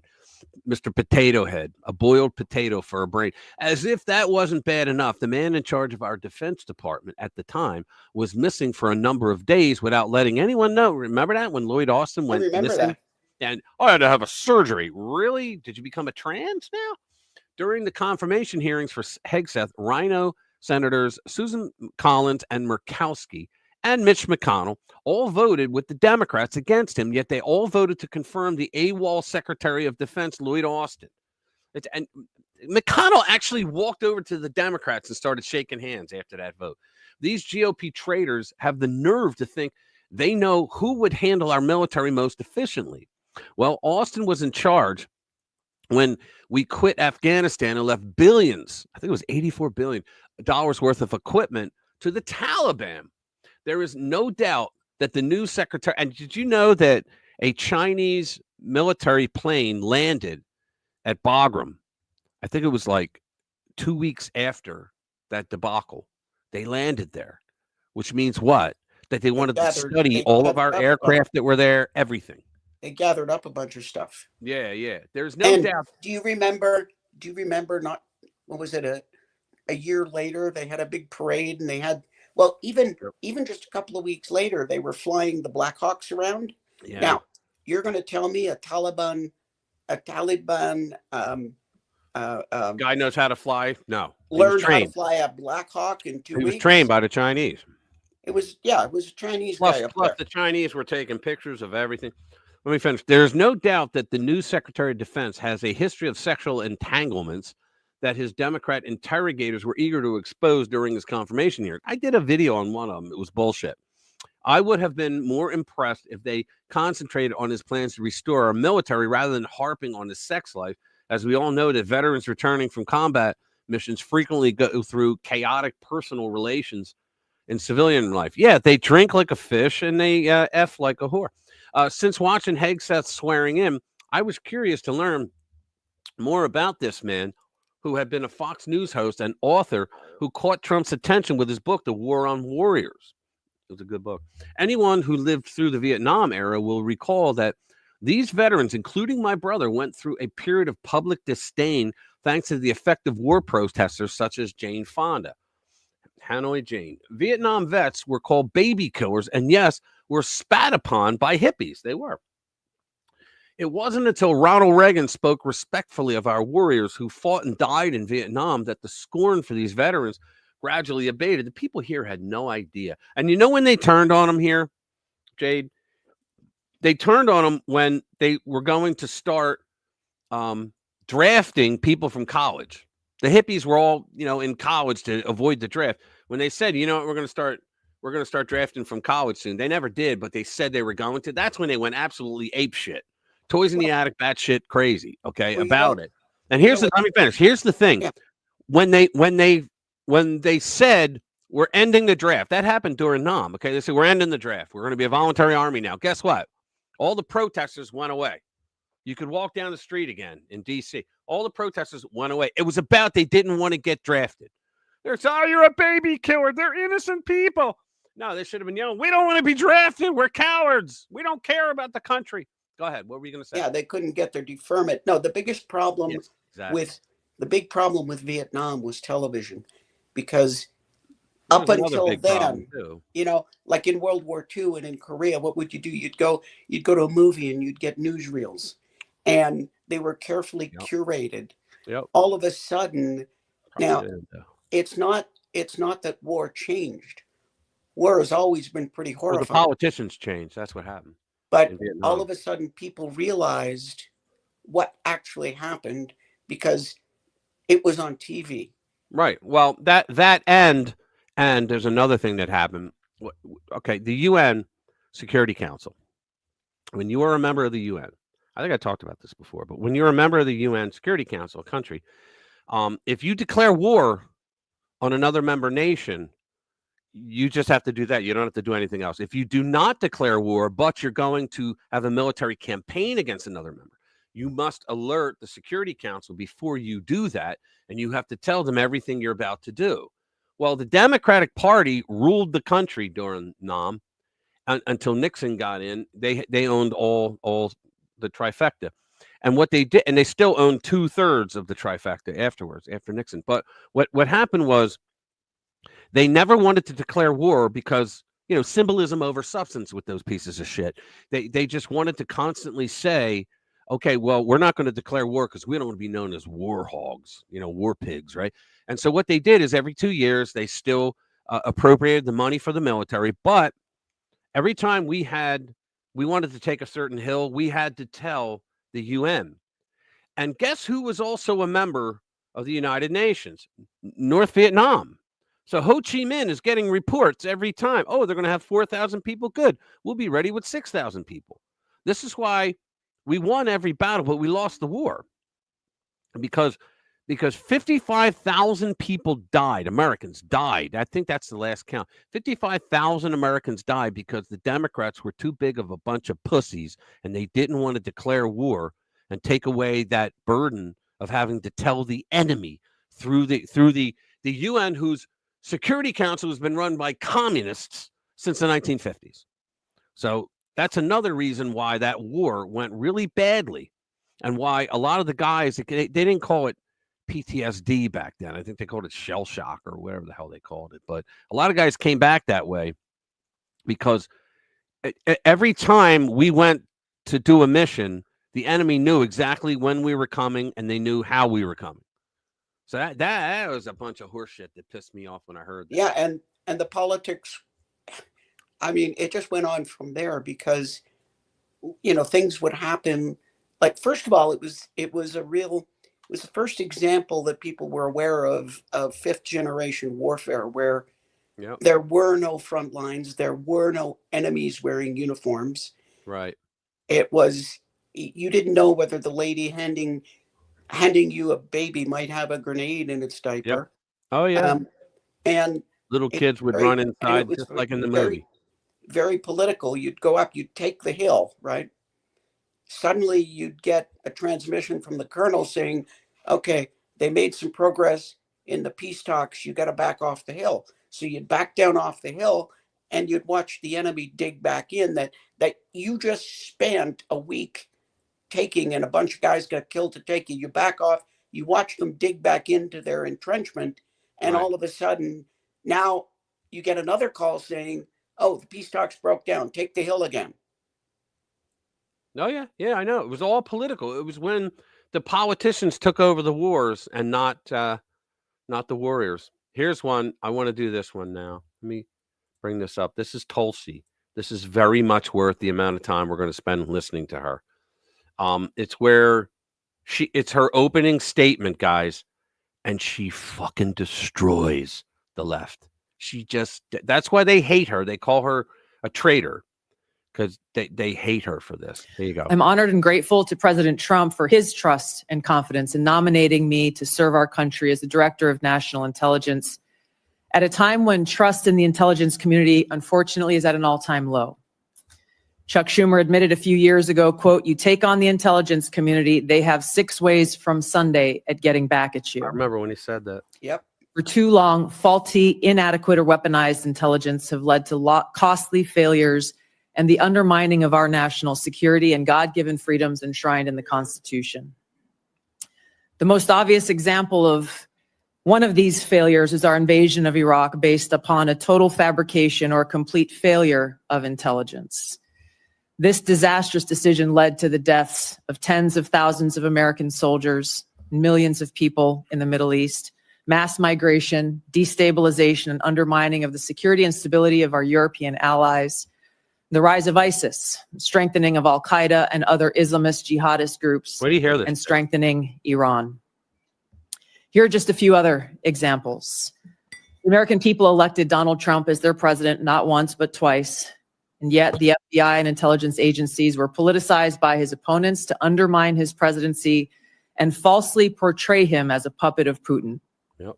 Title I of FISA was used illegally to obtain a warrant to spy on Trump campaign advisor Carter Page, Yes, it was. using a Clinton campaign-funded false dossier as their so-called evidence. Biden campaign advisor Tony Blinken was the impetus for the 51 former senior intelligence officials' letter dismissing Hunter Biden's laptop as disinformation, specifically to help Biden win the election. Former DNI James Clapper lied to this committee in 2013, denying the existence of programs that facilitated the mass collection of millions of Americans' phone and internet records, yet was never held accountable. Under John Brennan's leadership, the CIA abused its power to spy on Congress, to dodge oversight, lied about doing it until he was caught, and yet has never been held responsible. Nope, because he had a D next to his. Under Biden, the FBI abused its power for political reasons to try to surveil Catholics who attend traditional Latin Mass, labeling them as quote unquote radical traditionalist Catholics. Personally, just 24 hours after I criticized Kamala Harris and her nomination, I was placed on a secret domestic terror watch list called Quiet Skies. Yep. I love that. There are more examples. The bottom line is this must end. President Trump's reelection is a clear mandate from the American people to break this cycle of failure, end the weaponization and politicization of the intelligence community, and begin to restore trust in those who've been charged with the critical task of securing our nation. If confirmed as DNI, I will do my very best to fulfill this mandate and bring leadership to the intelligence community with a laser-like focus on our essential mission, ensuring the safety, security, and freedom of the American people. Yep. As the president's principal intelligence advisor, I'll begin by leading by example, checking my own personal views at the door, and committing to delivering intelligence that is collected, analyzed, and reported without bias, prejudice, or political influence. I enlisted in the Army because of the horrific terrorist attack on September 11th and volunteered to deploy to Iraq in 2005, where I served in a medical unit. After nearly 22 years in uniform with 3 combat deployments to the Middle East and Africa, I'm now a lieutenant colonel in the U.S. Army Reserve, where I serve as a battalion commander of soldiers in Oklahoma, Missouri, and Arkansas. I served in Congress for 8 years on the Homeland Security, Foreign Affairs, and Armed Services committees. And it's my experience in the military and in the halls of Congress that have given me a deep understanding of the complex challenges that our nation faces, in both roles engaging with world leaders, in both roles being privy to highly classified intelligence. So I know firsthand how essential accurate, unbiased, and timely intelligence is to the president, to Congress, and to our warfighters. I also know the heavy cost of intelligence failures and abuses. Senator Collins, you led the creation of ODNI specifically to address those intelligence failures of 9/11 and Iraq's so-called WMDs. The need for the ODNI under strong leadership still exists today. If confirmed, I'll bring my experience and fresh eyes to leading the intelligence community. And my day one priorities will be to assess the global threat environment, identify where gaps in our intelligence exist, integrate intelligence elements, increase information sharing, and ensure that unbiased, apolitical, objective collection and analysis to support the president and policymakers' decision-making occur. Right. I'll work to end the politicization of the intelligence community and ensure there is a clear mission focus in the IC on its core mission of this unbiased, apolitical collection and analysis of intelligence to secure our nation. I'll work to rebuild trust through transparency and accountability. This is a national security imperative. And I'll work to assess and address efficiencies, redundancies, and effectiveness across ODNI to ensure focus of personnel and resources is on our core mission of national security. Yep. In my meetings that I've had with many of you, you expressed bipartisan frustration about recent intelligence failures, as well as the lack of responsiveness to your requests for information.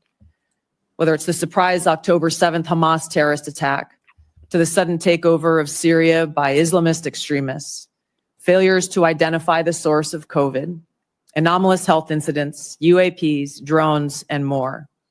If confirmed, I look forward to working with you to address these issues. Ensuring the safety, security, and freedom of the American people is a mandate of leadership that rises above partisan politics.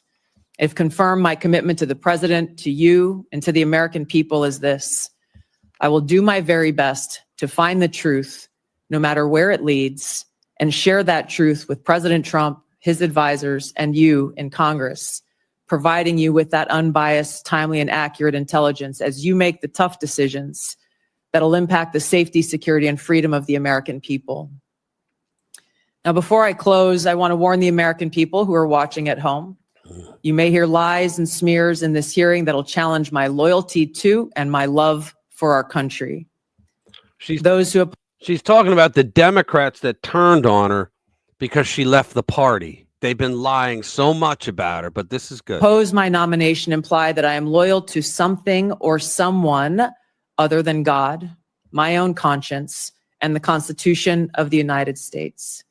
Accusing me of being Trump's puppet, Putin's puppet, Assad's puppet, a guru's puppet, Modi's puppet, not recognizing the absurdity of simultaneously being the puppet of 5 different puppet masters. The same tactic was used against President Trump and failed. The American people elected President Trump with a decisive victory and mandate for change. The fact is, what truly unsettles my political opponents is I refuse to be their puppet. That's right. I have no love for Assad or Gaddafi or any dictator. I just hate Al-Qaeda. I hate that we have leaders who cozy up to Islamist extremists, minimizing them to so-called rebels. Yep. As Jake Sullivan said to Hillary Clinton, quote, Al-Qaeda is on our side in Syria. Well, Syria is now controlled by an Al-Qaeda offshoot, HTS, led by an Islamist jihadist who danced in the streets on 9/11 and who is responsible for the killing of many American service members. Democrat senators in the past resorted to anti-Christian bigotry against some of President Trump's judicial nominees like Amy Coney Barrett and Brian Boucher. I condemn those actions as a Democrat in Congress at the time. As look at the guy on the left of her, the white guy. He looks like he's been holding in a fart the entire time. Look at religious bigotry must be thoroughly condemned by all of us, no matter the religion. Unfortunately, there are some Democrat senators who still don't understand the principle of freedom of religion and Article 6 of the Constitution. Right. Quote, no religious test shall ever be required as a qualification to any office or public trust under the United States.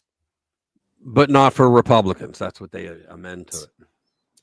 Unfortunately, they're once again using the religious bigotry card, but this time trying to foment religious bigotry against Hindus and Hinduism. Yeah, I didn't know she was Hindu. I didn't know that. If anyone is sincerely interested in knowing more about my own personal spiritual path of Hinduism, I welcome you to go to my account on X, where I'll share more on this topic. Isn't that something? I never knew that. But she just held them all to account and said, you guys are a bunch of jerk-offs. Here's what you did. And guess what? We're going to fix it. Yeah, that was long, but well worth listening to. But yeah, you know what the most important question is? What's that? The most important question is, how much hairspray does it take to hold that flip at her left flip? Yeah, I know. But you saw, I forget who said it, but she probably did it to flip the bird to the Democrats. You know, somebody said that, and I'm thinking, well, that might be, but how much hairspray to hold that hair flip? I don't know, man. That's something else. Yeah, I know. But, Hold on, let's see what else we got. We got a bunch of stuff. Whoopi had a meltdown. Let's see. Oh yeah, poor old Chuck Todd. I always thought, I swear to God, every time I saw him on TV, I thought he was going to fall asleep. His eyes are like Chuck Todd leaves NBC News. Another one bites the dust as the shakeup at Dem-friendly media rolls under Trump. Former Meet the Depressed host Chuck Todd is now leaving NBC News altogether, and he's gonna star in his own podcast.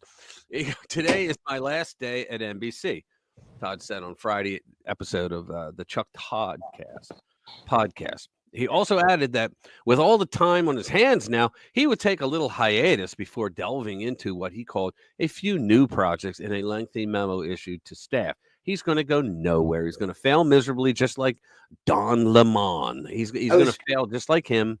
I was going to say, is he going to be as successful as Brian Stelter? Yeah, and another Brian Stelter. I mean, who's doing well?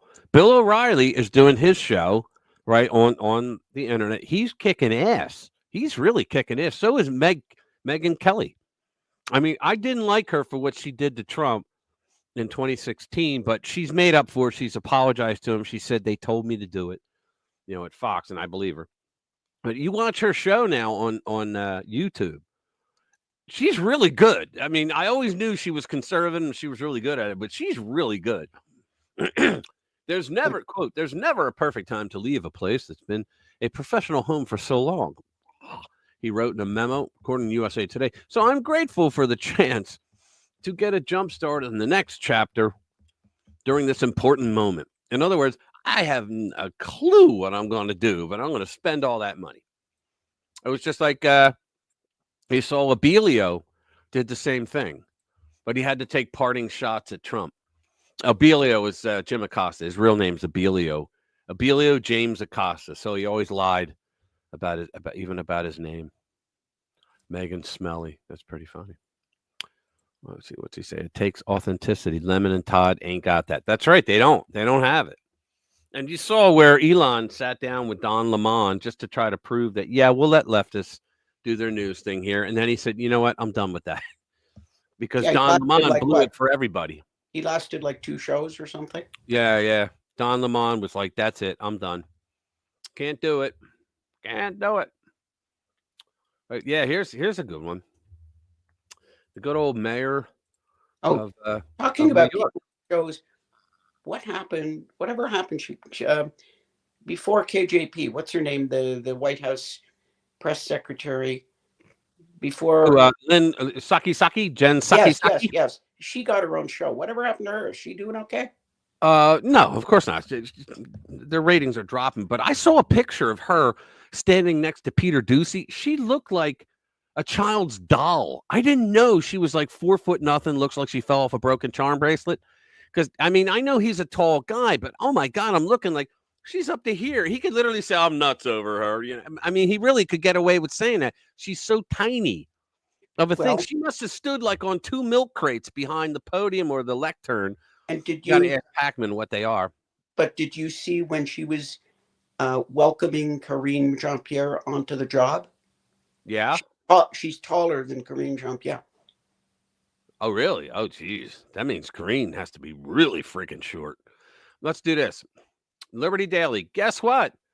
The Trump DOJ may drop the charges against New York Mayor Eric Adams because they and think about this. They went after their own.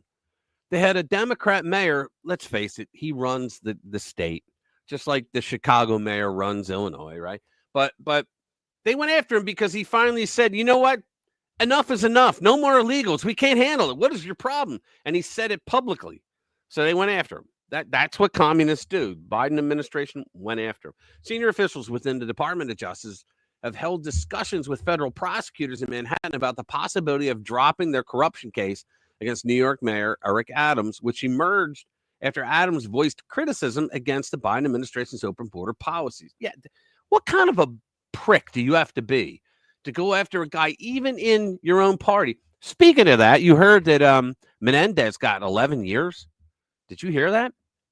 No, Menendez, the corruption guy. Yeah, and senator in New Jersey. He got 11 years. Holy mackerel. They 11 years. They've been after him for years. Now, he probably did it, right? They all do it, but they went after him because he came out, I think because he's Hispanic, he came out against the border thing because a lot of Hispanics were saying, whoa, what the hell's going on down there? Why are they allowing so many people? And Hispanic people do not like illegal immigration, contrary to what, Democrats think. They don't, because it harms them as much as it harms everybody else. I mean, we're all Americans. It harms us all, right? Yeah, most of them are American. Yeah, fully so. They're American, and Yeah, and they think the same. They have the same problems, the same concerns, and the same, aspirations and dreams as everybody else. And when you tell them, hey, we're going to allow all these people and you should vote for us, and why? Because they're Hispanic? What? It just didn't compute for them. Adams notably met with Trump on January 17th at the president's West Palm Beach, Florida golf club. The mayor has denied that his legal woes were discussed during the visit, though Trump did speak about a weaponized DOJ, according to a person briefed on the meeting, which means he doesn't exist. Adams' legal team is led by Elon Musk's attorney, Alex Spiro. Nice. Prior to taking office, Trump had discussed the possibility of pardoning Adams saying he thought the mayor had been treated pretty unfairly. It's true, man. Instead of a pardon, however, discussions have pivoted to the DOJ simply dropping the charges, sparing Trump from having to use the pardoning powers, according to the Times. Okay. Which, you know what his crime was? yeah, he went against he spoke against the party. Criticizing the Democrat Party. Yeah, thou shalt not criticize thy party. Yeah, so, I mean, I actually hope he does, even though I think Adams was a prick when he was a cop. He was an absolute prick. He was a lieutenant, and he was in the subway cops, right? And what you got to do is you got to get what's called a chit. That's what they called it anyway, which means that to prove you were in the area you were supposed to be patrolling, you had a lieutenant that would come by, and you had to get him to sign off on your chit sheet and the date and time, right? And so what would happen is, in the subways, they have multiple trains in New York, right? So you got to go all the way around and go across and come around the platform and all that, right? And so what everybody said is that if there were a bunch of black cops that were working on one of the platforms, he would walk to them. But if you were a group of white cops that were working the area, he made you come around to them. Now, you might think that's petty, but that's a real in-your-face, fuck you, whitey. And they just didn't like it. So I think he was a racist prick that way. But he could have been, because he was a cop, he could have done such a good job. But he didn't. He argued in favor of what Alvin Bragg was doing with, not against Trump, but with the bail revocation, where he took away bail for a lot of crimes, and they weren't even charging a lot of people with crimes that should have been. And he was a cop. So it goes to show that when you're a Democrat, like, everything's thrown out the window. Politics over everything. Yeah. When he was actually campaigning for mayor, he said some things actually sounded good. And then she is on the couch. She gave us a change of scenery today. I am on a couch. They are. I know the guys. I'm sorry, Lou. The guys are funny tonight. They're funny every night, but all of them are, not just Bobbity. Go ahead. He said some things when he was campaigning for mayor that actually made sense. Yes, he did. Then, as soon as he got in, he went total progressive. He turned around and towed the Democrat line. Yep. And I think because they read him the Riot Act. Yeah, and well, no. I mean, it was planned from the beginning. You say what you need to say to get elected. Yeah. And then you do what you were going to do anyway. It's Bobbity's fault. He started it. I am near the San Andreas. Not my fault. You guys are crazy tonight. And we love that. Let's see. What's the next one? Serious real estate, Marco Rubio. Oh, yeah. Here we go. Some people might find this one interesting. Let me go back in here to call it out. Up. Okay, it's from Twitchy. Serious real estate. Marco Rubio explains why Trump buying Greenland is no laughing matter. Look at this. I love the pic. He's putting the American flag in a bunch of snow.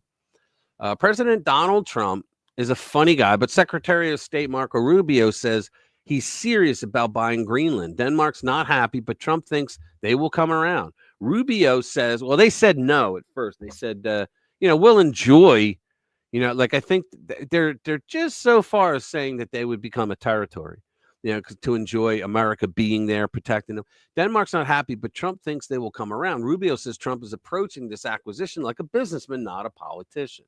So let's see what Rubio says. Share. Okay, here we go. A conference call between President Trump and Megyn the Danish Prime Minister apparently didn't go very well.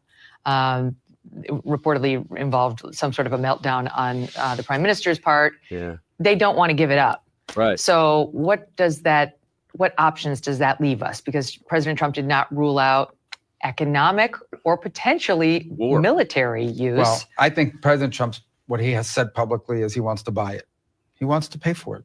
And how we worked on something like that, how something like that is approached, obviously is probably done better in the appropriate forums. As opposed, a lot of the stuff is done publicly, and it's not helpful because it puts the other side in a tough spot domestically.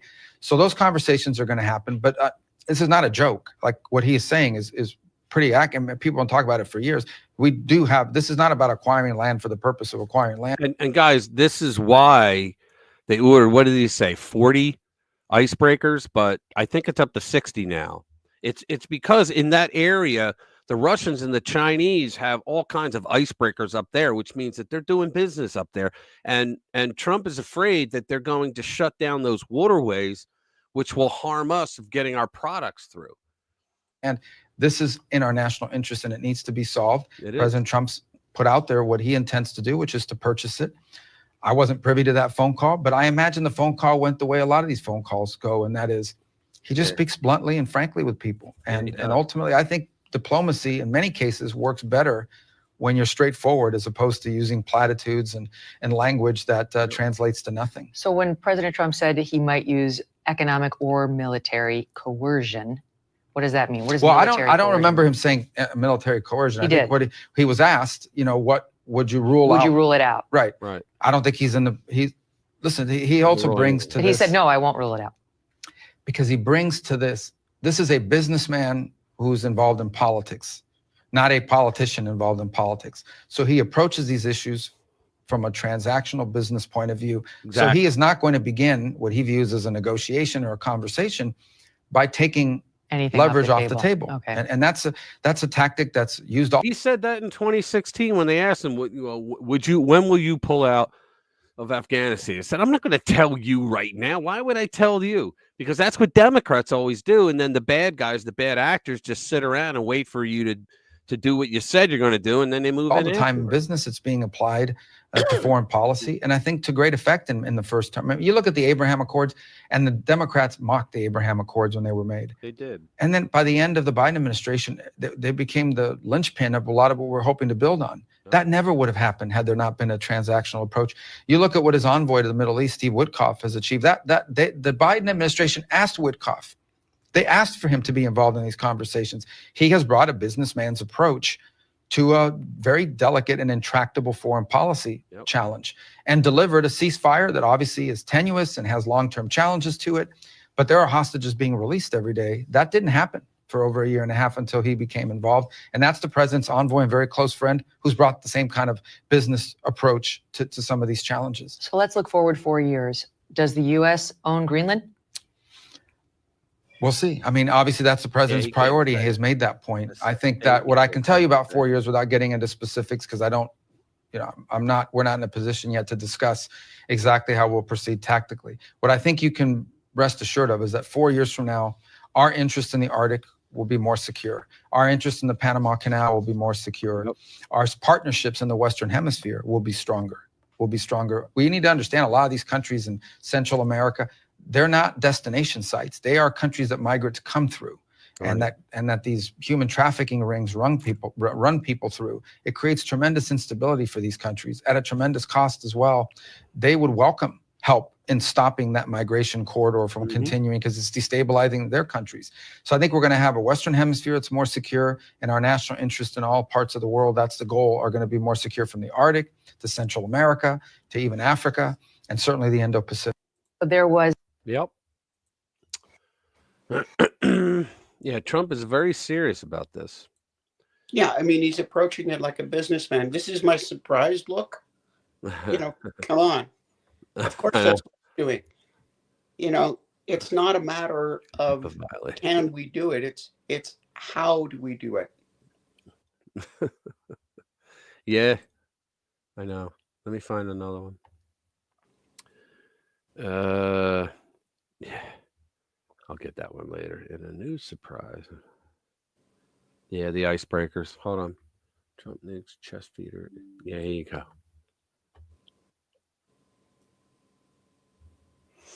Let's see. Let's do this one.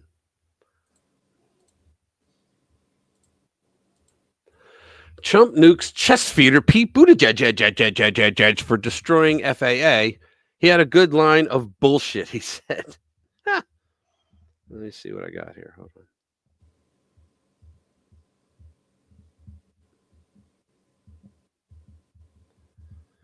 So, and Buttigieg came back at him.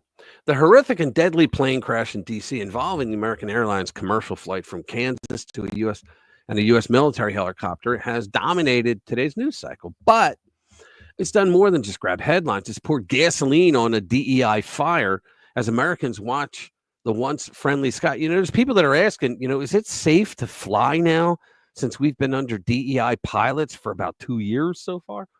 Friendly skies turn into deadly hellscapes, all because we traded skill and excellence for charity and diversity. Exactly.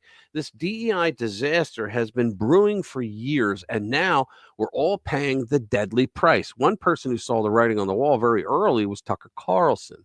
He was warning America about DEI's grip on the airline industry back when he was still on Fox News. I really want to watch this, so bear with me, guys. Commercial air travel in the United States has long been the safest in the world. So safe you never think about it. When was the last time a big jet crashed in this country? What, October 2001? Decades ago. But like so much else, that began to change immediately after Joe Biden became president. Biden imposed the principles of equity on the airlines. And that meant dramatically lowering hiring standards for pilots and for air traffic controllers. And disgracefully, the airlines went along with it. Result? There have been several near disasters in aviation recently, with hundreds of lives at stake in each case.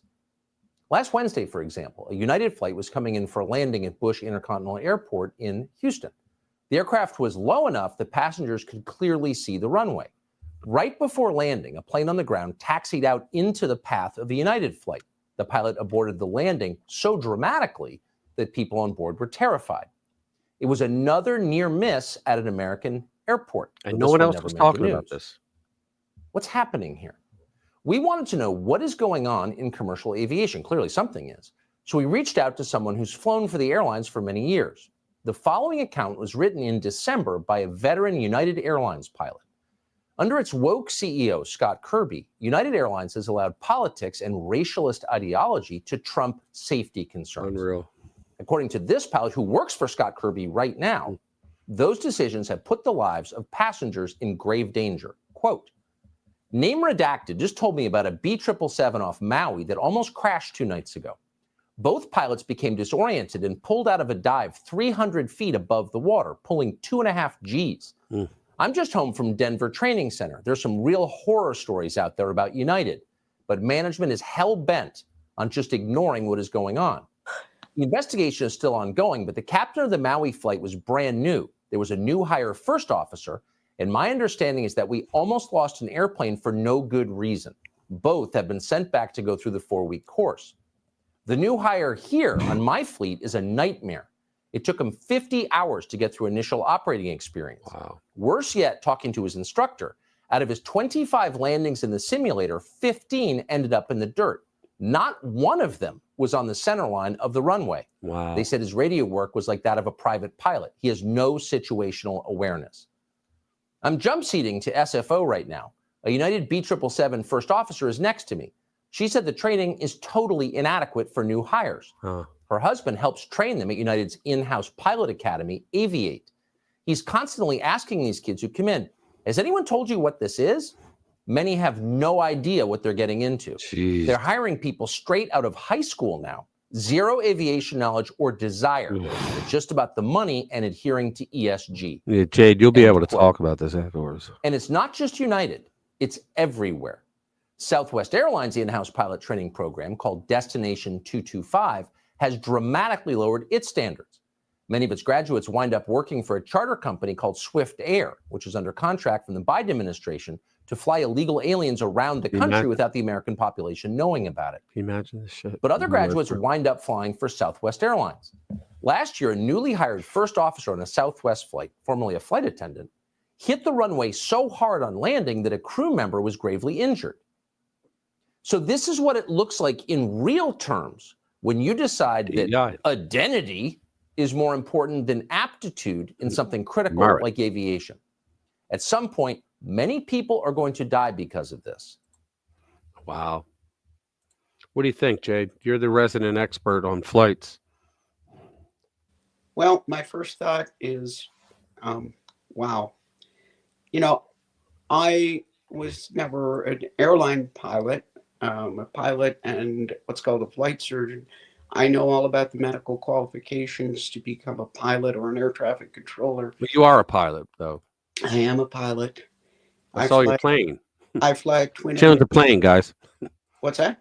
I said she owns a plane, guys. I saw. Yeah, I own and fly a Beechcraft Baron. It's a small twin engine. Yeah. The point being that what I have heard from airline pilots is that, like, women getting promoted to captain, 5 years, if you're a guy, it's like 8 or 10. Yeah. The women get pushed out. Now, hey, listen, I'm all for women getting put in positions of responsibility, but you know what? Merit. I believe in a meritocracy, but I've heard this from pilots that,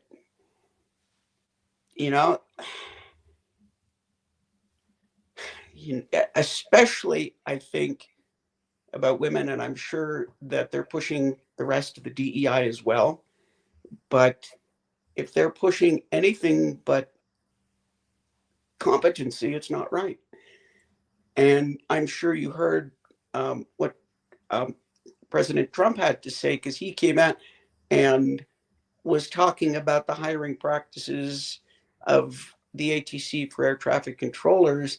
And they're actually advertising that they're hiring people with serious mental health issues. Well, if you talk about mental health issues, here we go.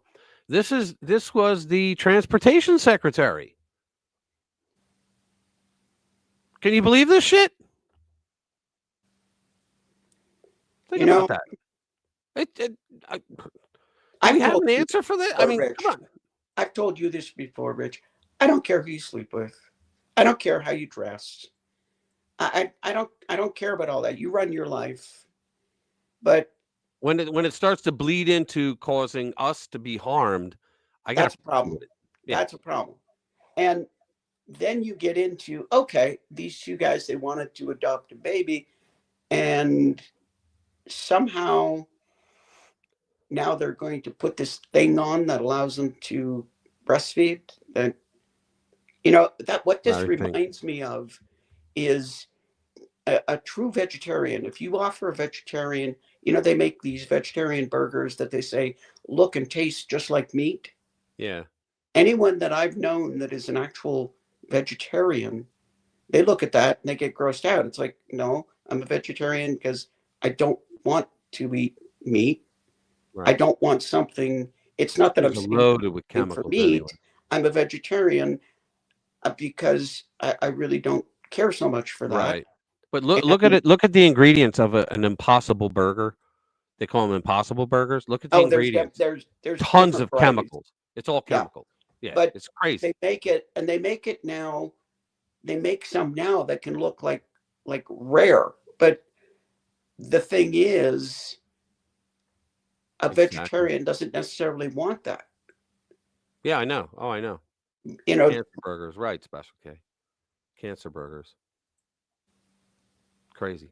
Yeah. Crazy now, if you want to have a portobello burger with just this, big, huge portobello mushroom on a hamburger bun, I actually like those. I'm in no way a vegetarian. I like mushrooms, but yeah, I do too. But if somebody's a vegetarian, and if you're a vegetarian and you're eating this stuff that looks and tastes like meat, my question to you is, just eat the meat. Yeah. Just eat the meat. Yeah, I went carnivore a while ago. It ended a lot of, although lately I've been cheating, but it ended a lot of autoimmunes that I had as well. Took about 3 or 4 months, but it knocked away some of them. Let's get up another one. Let's see. Trump, whoopee. In a new surprise, Trump announced 40 big icebreakers. DNC's outgoing chair. Should have stuck with. Here's one. Chris Kroll must be of my generation. He remembers Soylent. Remember Soylent Green? Oh yeah, Soylent. Sure, Soylent Green. Yeah. Soylent Green. Yeah. Yeah, I remember that. Here you go. The DNC's outgoing chair says Democrats should have stuck with Joe Biden in 2024. They still don't know. Trump was going to win no matter what, because everybody in that administration was a piece of crap that put their ideology over helping Americans do better. The party leader of the Democratic National Committee is reflecting on why his party lost to Donald Trump, because you're a bunch of jagoffs. The DNC's outgoing chair says Democrats should have stuck with Biden, with the boiled potato for a brain. Good Lord. As the Democratic National Committee prepares to elect a new chair, its departing leader says Democrats should have stuck with Biden. Okay. In an interview with the Associated Press, Jamie Harrison reflected on why his party lost to Donald Trump and what might have. They all have all their little theories, and they just don't realize it's them. And what might have happened had then Vice President Kamala Harris had more time to campaign after Biden ended his reelection bid. He didn't end anything. They took that giant ass hook and yanked his ass right off the stage. He wanted to run. He had 14 million votes in the primary. She didn't get a single one. He also offered advice to his eventual successor, who will be chosen on Saturday. The next DNC chair, Harrison said, needs to insist that the party not be a rubber stamp to its presidential candidate. Here are the excerpts from the conversation. Why did Harris and Democrats lose the White House? He said, I don't know that there's one answer. A lot of people like to come up with things, and they say it's the economy. Well, it could have been part of it. I think every state had their own little nuance. In Michigan, the Palestinian issue played something there. Well, notice how he doesn't say the EV, pushing EV in a town that manufactured gasoline cars. All right. He says the gap in which she lost wasn't huge. Yes, it was. But when you add up little pockets where it's some people because of Gaza, some people because of the economy, some people because she was a woman. I doubt that. I think it was because she was an idiot. And I think she was very, very incompetent. And I think in many of those states, those little nicks here and there added up to how she lost in those states. Look, she lost. We don't have to read anymore. She lost because she's a bonehead.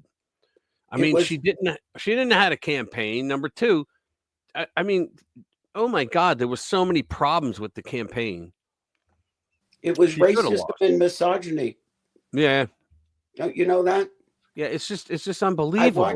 Who did I see? I think it was.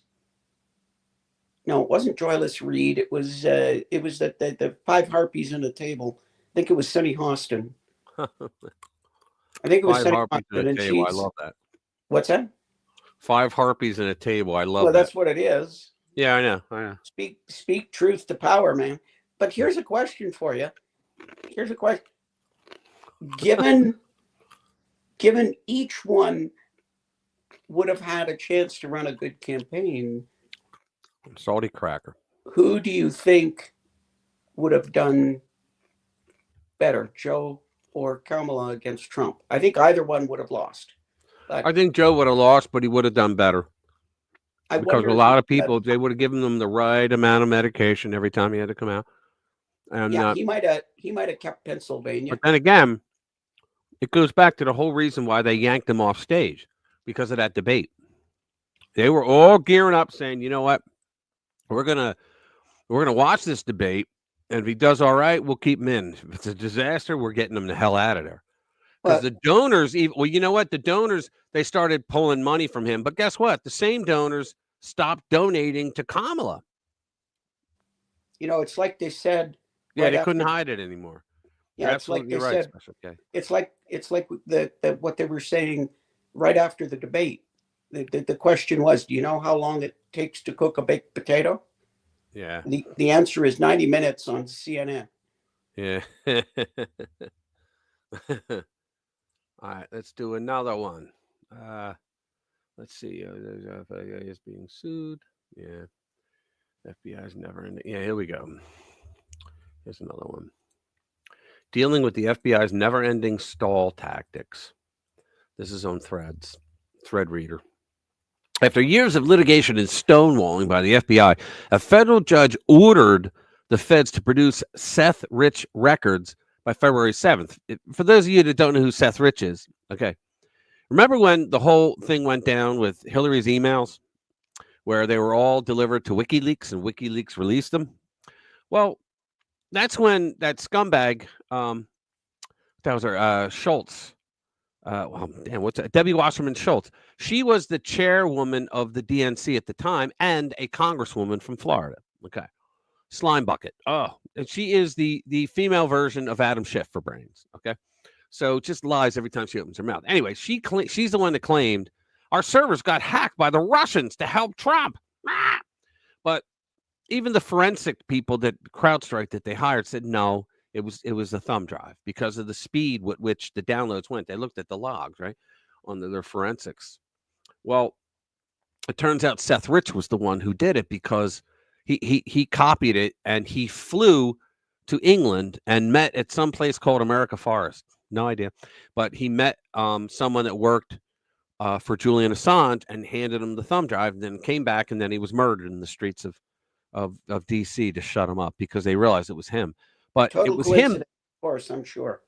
Yeah, it was him because the reason why he did it is because he learned that Barack Obama spent every penny of the DNC's money, and so the DNC had no money to throw at campaigns across the country.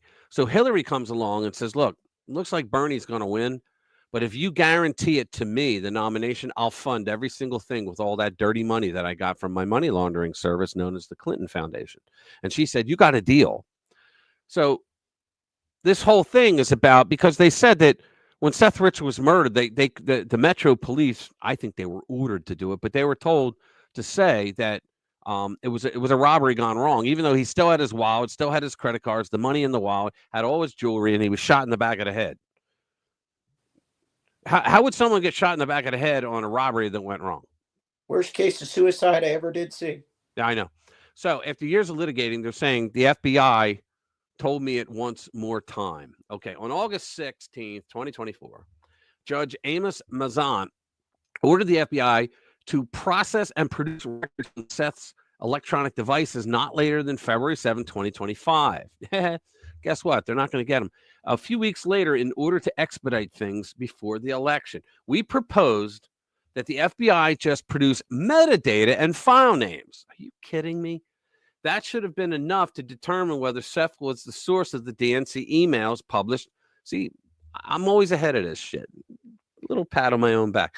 Published by WikiLeaks in 2016, because I didn't read this ahead of time. The FBI did not respond. I followed up again in October. The FBI did not respond because they're never going to. Under Kash Patel, they will. But right now, you can hear the shredding machines going on before he gets in. When the FBI first suggested last week that it might need more time, I asked again if it could produce file names and metadata. The FBI did not respond. Today, it just asked for another 30 days. He shouldn't respond. Fuck him, you know? In fairness, the FBI is only asking for another 30 days, but I've been doing this for almost 8 years. I know what happens next. The FBI creates another delay. Enough is enough. It's time for Kash Patel to be confirmed so he can light a fire under these people. It's true. Because they murdered, think about this. They killed Seth Rich because they found out he was the one that handed it off to the WikiLeaks people. I mean, Jesus Christ, they murdered the guy. That's just unbelievable to me. Well, I mean, all for an election. You know, back in the day, I don't think they've got the same juice now. But back in the day, I always said, you know, if I had proof in my hand that would put Hillary in jail, I'd throw it in the fire, because if anybody knew I'd have it, I wouldn't last 24 hours. Oh yeah, I know that. Anybody that crossed the Clintons, like I said, I don't think they've got that kind of juice anymore. This next story. Oh, you're right. I'm sorry. Go ahead. I don't think they've got it anymore. But back in the day, do either. Not right now, anyway. Back in the day. But you know what else is going on? This is the perfect storm, though, for Trump, and here's why. Let me give you my theory. Normally, the Democrats, the only way they stayed in power is because of the frickin' media. The media would lie for them up and down, lie against Republicans. Even when, think about it, it's called Republicans pounce theory. Even when the Democrats are caught frickin' red-handed, they did it, and they got a report on it. the story doesn't cover what they did that was wrong. The story becomes, Republicans pounced on this story. That's what they do. They call it the Republicans pounce theory. So that they can, the whole story is about, like, they'll mention that, like, Democrats, Menendez gets 11 years. Republicans pounce on this story because that's what they do, these evil Republicans. It's like, wait a minute. The Republicans did nothing wrong, but this is how they do it. But guess what? We've been reporting for weeks now that all these fake news networks are realizing that, guess what? It doesn't work anymore. It's not profitable to be anti-Trump this time around. And I think it's because now Trump, as of late, has been hitting back on certain people because he's angry at what they did, right? But to America, not talking about what they did to him. But he has been acting presidential.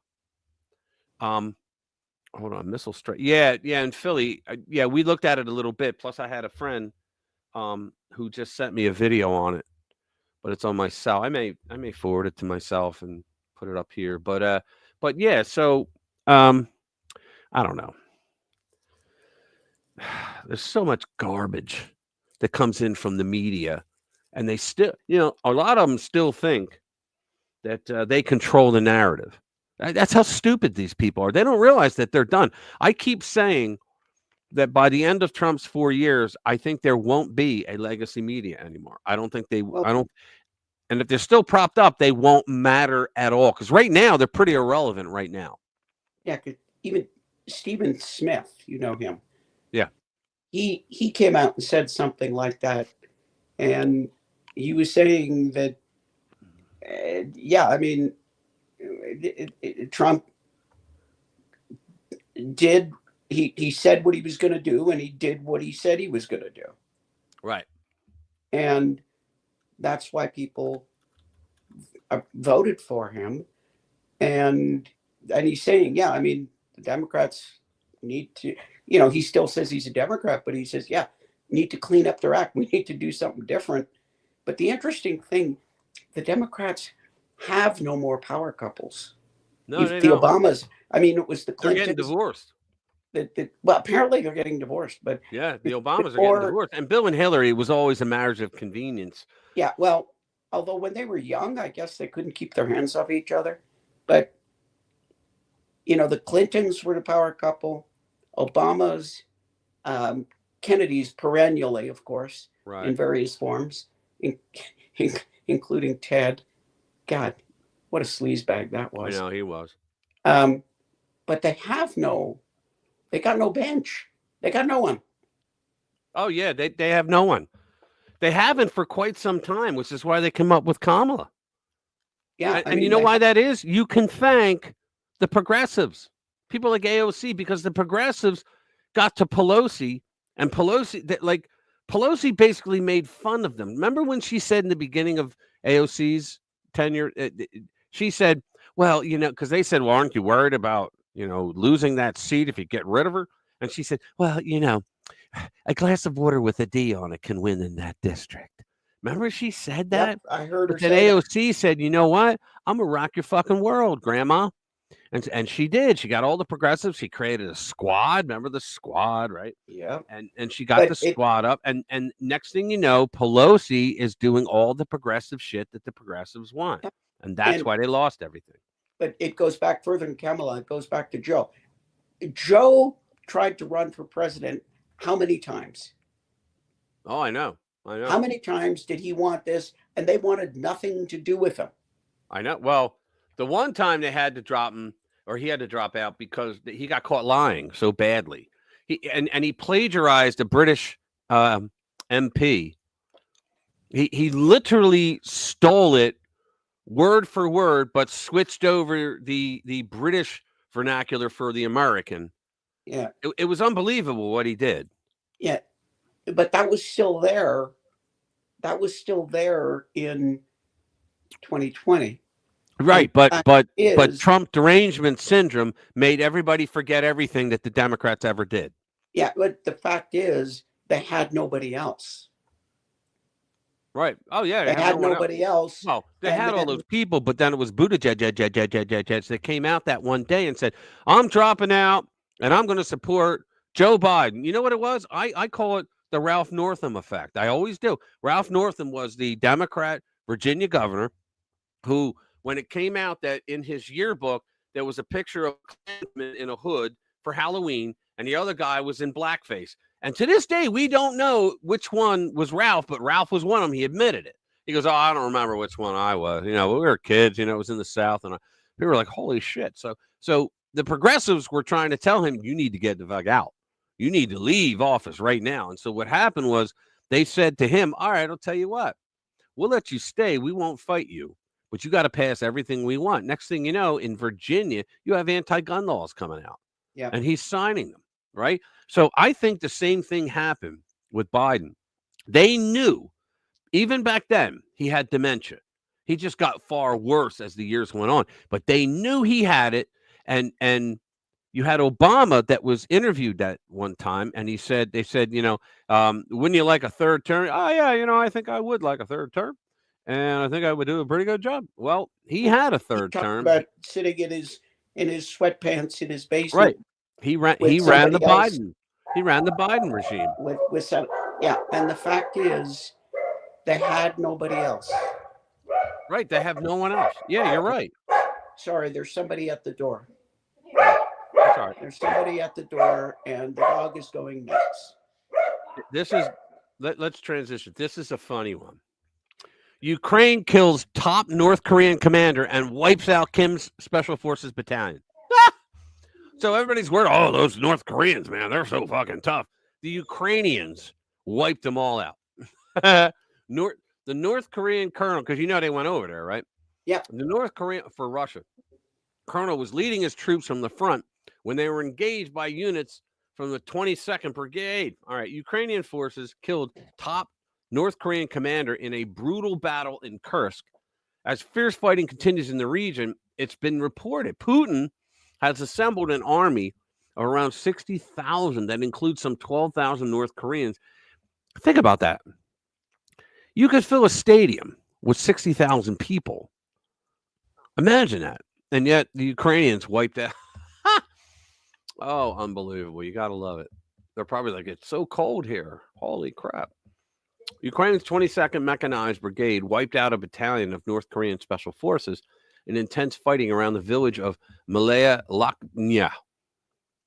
That's easy for you to say. Yeah, I know. Говорите по-русски. Нет? Да? I've told you before, I don't speak Russian. Oh, okay. Let me see. The sector has been some of Kursk's closest and most brutal fighting. Among the dead was their commander, whose body the Ukrainians were able to retrieve after the battle, according to Ukrainian journalists. The North Korean colonel was leading his troops from the front when units from the 22nd Brigade engaged him. On close inspection of his kit, he was found to be carrying a Vepr 12 semi-automatic shotgun, which is used to shoot down drones. Holy mackerel. Which country do you think Vladimir Putin might invade next? These people are nuts. Yeah, okay, Express.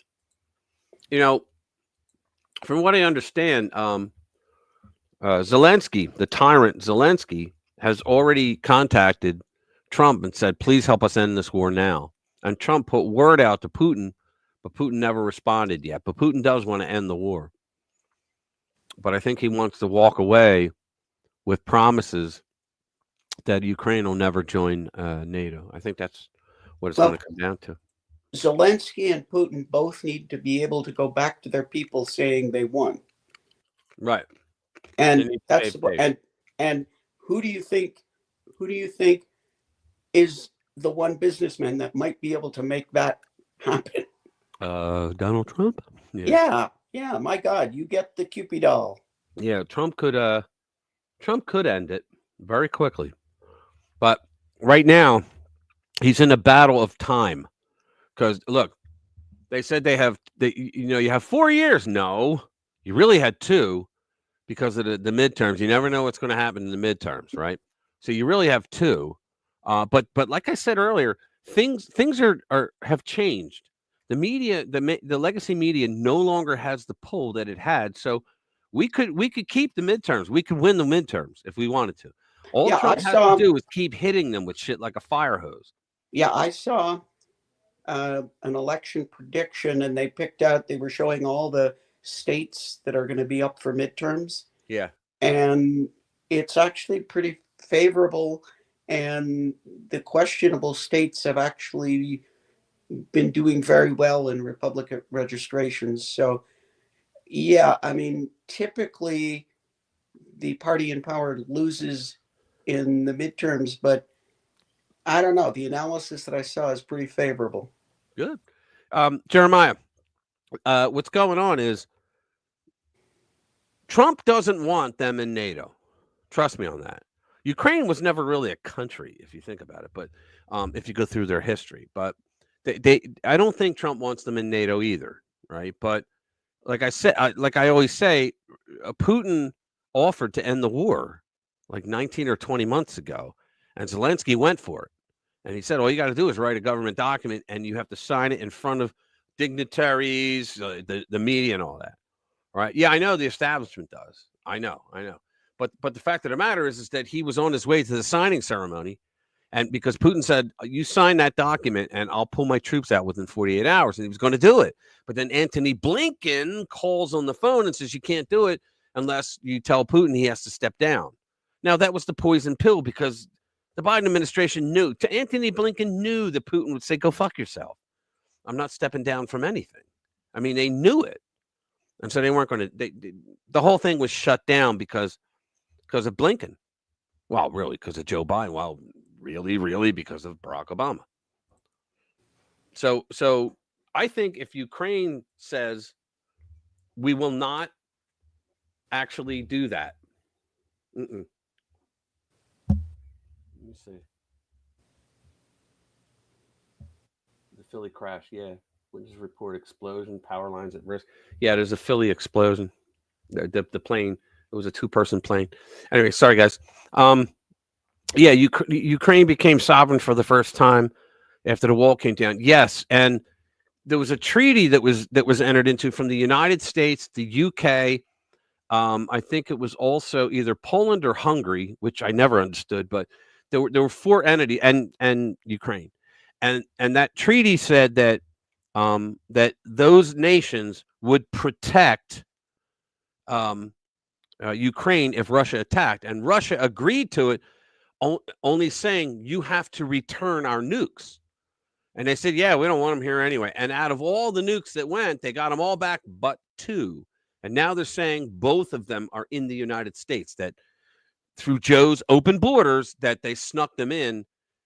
And they thought that that's why the drones were flying around. Now, what's her name? Caroline Leavitt basically came out on day one and said, no, the drones were actually the federal government. It was a test that they were running. I don't know if I believe that.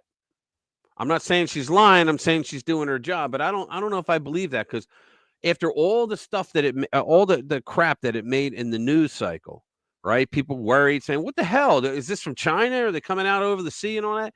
I think you would have heard something sooner. No, this is just a test that they were running, and it's the whatever department was doing it. So I don't know. I don't know what's going on with that. But back to Zelensky. Yeah, I think what Zelensky will do is he'll say, yes, I'll sign a document saying that we're not going to join NATO, and then Russia will pull out, and they'll have it there. And Zelensky can go back to his people and go, look, we tried to do this 20 months ago, and the Americans, the Biden administration, interfered. And so we finally got it done under Trump. Yay, Trump. And so Zelensky can save face, and Putin will save face. Yeah, I think that's what they need to do. They need to be able to, both of them, go back to their people and say that they won. And in so many words, yes. Because right now, I heard, they were throwing propaganda at us the whole time. So, oh, Ukraine's winning. At no time was Ukraine winning. At no time. Now, there were a lot of setbacks that the Russians had, getting used to the new weaponry that they had, and they just tested it. They never had it in real life and stuff like that. And the planes coming over, getting shot down.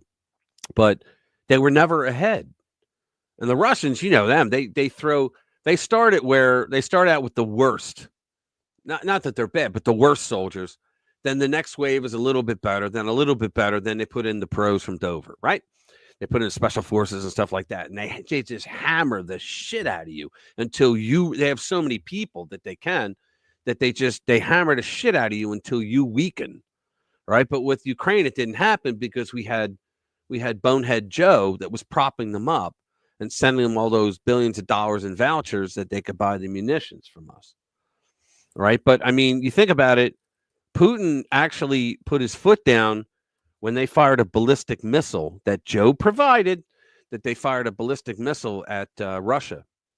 And he did some firing of his own with those hypersonic missiles. And I didn't hear about another ballistic missile being shot from Ukraine into Russian territory. Yeah, but as long as the Democrats are in power, this war would never end because it's making everybody a lot of money. Who are you saying? Yeah. Who are you saying is getting steamrolled? The Ukrainians right now? I think they were getting steamrolled all along.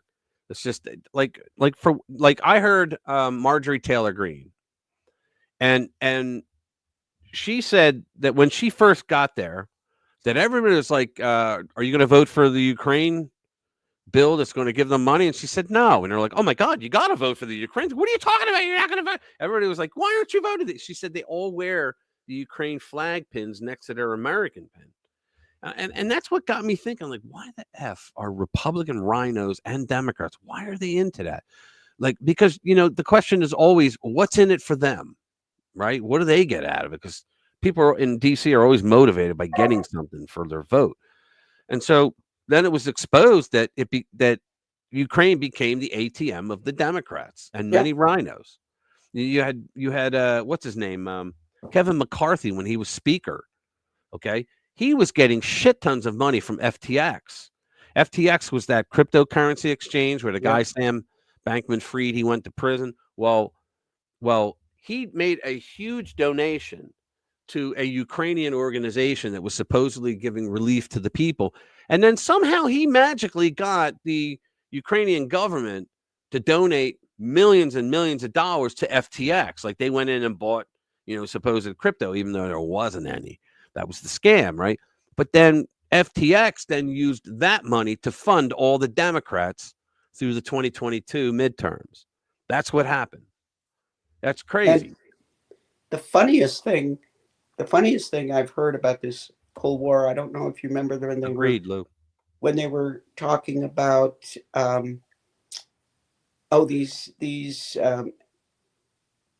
these loyal Ukrainians that fought the Russians during World War II.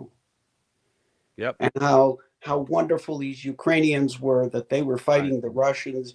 And then all the Nazis. Trudeau had one of those, obviously an old man. Yeah, I did a story on this. Had one of them over to visit and shook hands with him. Yeah. The funniest memes were going around. Oh, I know. About, you were fighting the Russians. Oh, you were one of the partisans, right? Yeah. Right. Right. Oh, yeah. Well, I know. We all know who fought the Russians in World War II. Right. And I remember when that happened, and he was highly embarrassed when he found out. I mean, you would think that's like it's the same thing with the Biden administration. They would say things that were just like, "Are you nuts?" Like you didn't like. You would think that the president of the United States would have at least one person for Biden 5, but have one person that had a really good talent for spotting bullshit and would look with the internet, would look stuff up and go, "Mr. President, don't say that. It's not true." But they repeated so many dumbass things. And you're like, wait a minute, are you a professional or what's going on here? And the same thing happened with Trudeau. Because his people should have said, you don't want that guy. Although Trudeau may have, Fidel's son and all that. Yeah, Trudeau's the one who came out and openly admired the CCP. Yeah. And Trudeau, I don't think Trudeau has the ability to be embarrassed. Yeah, I don't think so either. But I really don't. Has he stepped down, though? I don't even know. We talked about this earlier. Last speech I heard him make, he said he was stepping down effective immediately. I think he's still elected in his district, but I don't believe he's prime minister anymore. Yeah, okay. But now they have to call a snap election. Let's see. Justin Trudeau, Canadian Prime Minister, has announced, that was on January 6th. All right, Trudeau says he will resign as Canada's Prime Minister and Liberal Party leader amid political turmoil. Yeah. Yeah, but it doesn't, there's nothing That like. means he's still elected in his district. Yeah. How about My memory, if my memory serves, he said he would step down as the leader of the Liberal Party and the Prime Minister effective immediately. Which was who's arguing okay, I with see what's going on.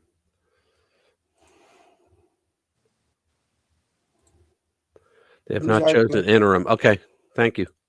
Who's arguing with who? What's going on with Jeremiah? No, there's I was going to say fight, motherfucker. There was a fight about to break out. No, I'm kidding. Let's go back to a story. Let's see what we got. Completely unhinged. Yeah, this is good. Let's see. Let me get it up there. Victor Davis Hanson, who I like a lot and who has learned to cut his jibber jabber down a lot. So it says, completely unhinged. Victor David Hanson says Democrats' fury against Trump nominees during hearings is a political misstep. So let's see. Can we do this here? Yeah, I think so. Introducing the non-lethal self-defense platform. The Lightweight Burner. and simple to use. It uses an easy.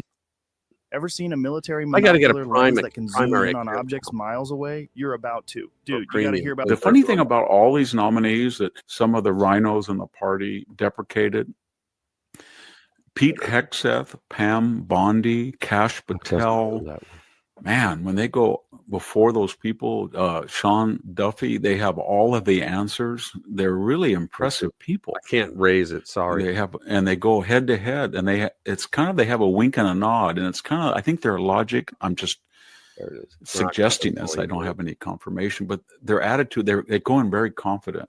So their attitude is basically, I have 53 senator votes and you have none. Right. To stop me. You can't stop me. Now, you think you're going to get Murkowski and Collins and maybe Mitch. I can still get confirmed. So I'm not going to kiss up to you in any way possible. In That's fact, what the they're only doing. thing I worry about is not getting 50 senators. And the only way I would not get 50 senators is to sell out Donald Trump. And I'm not going to do that. Right. I'm not stupid, and I don't want to anyway. And that gives them a lot of confidence. And then you get these people frustrated, like Elizabeth Warren. She's come off as Lost her completely mind. unhinged. Yeah. And then they don't understand the media. The left polling right now, 37%, and I guess it was the latest Emerson poll, 37% said they approve of the Democratic Party. Do they understand how they drive that down when somebody like Elizabeth Warren just cuts off RFK, won't let him answer a question, screams and yells and says, and then it was hilarious. Can you promise that you won't, because Take he has money all these from- law firms, that your former legalists won't sue the pharmaceutical companies? And then you look, and that's then what you within a do. nanosecond, the right-wing blogosphere has all the recipients of pharmaceutical money, and the highest is Bernie Sanders. Right. And then her. Right. So you have all these hypocrites that are defending big pharma against RFK, and that doesn't work. It doesn't. They don't understand that just because the network, just because When ABC people anchor find is that out. biased, or David Muir, or any of these people, or you've got Joe and Scarborough, it doesn't matter anymore. The right can get the message out.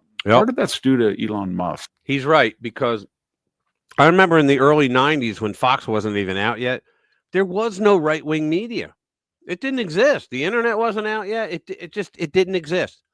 Right. And then Fox came out, and then, you had some blog sites that came out that weren't really big yet. But then this guy named Rush Limbaugh comes out, and he revives AM radio, and he's on 650 stations throughout the country. And he was probably the best voice that we could have had.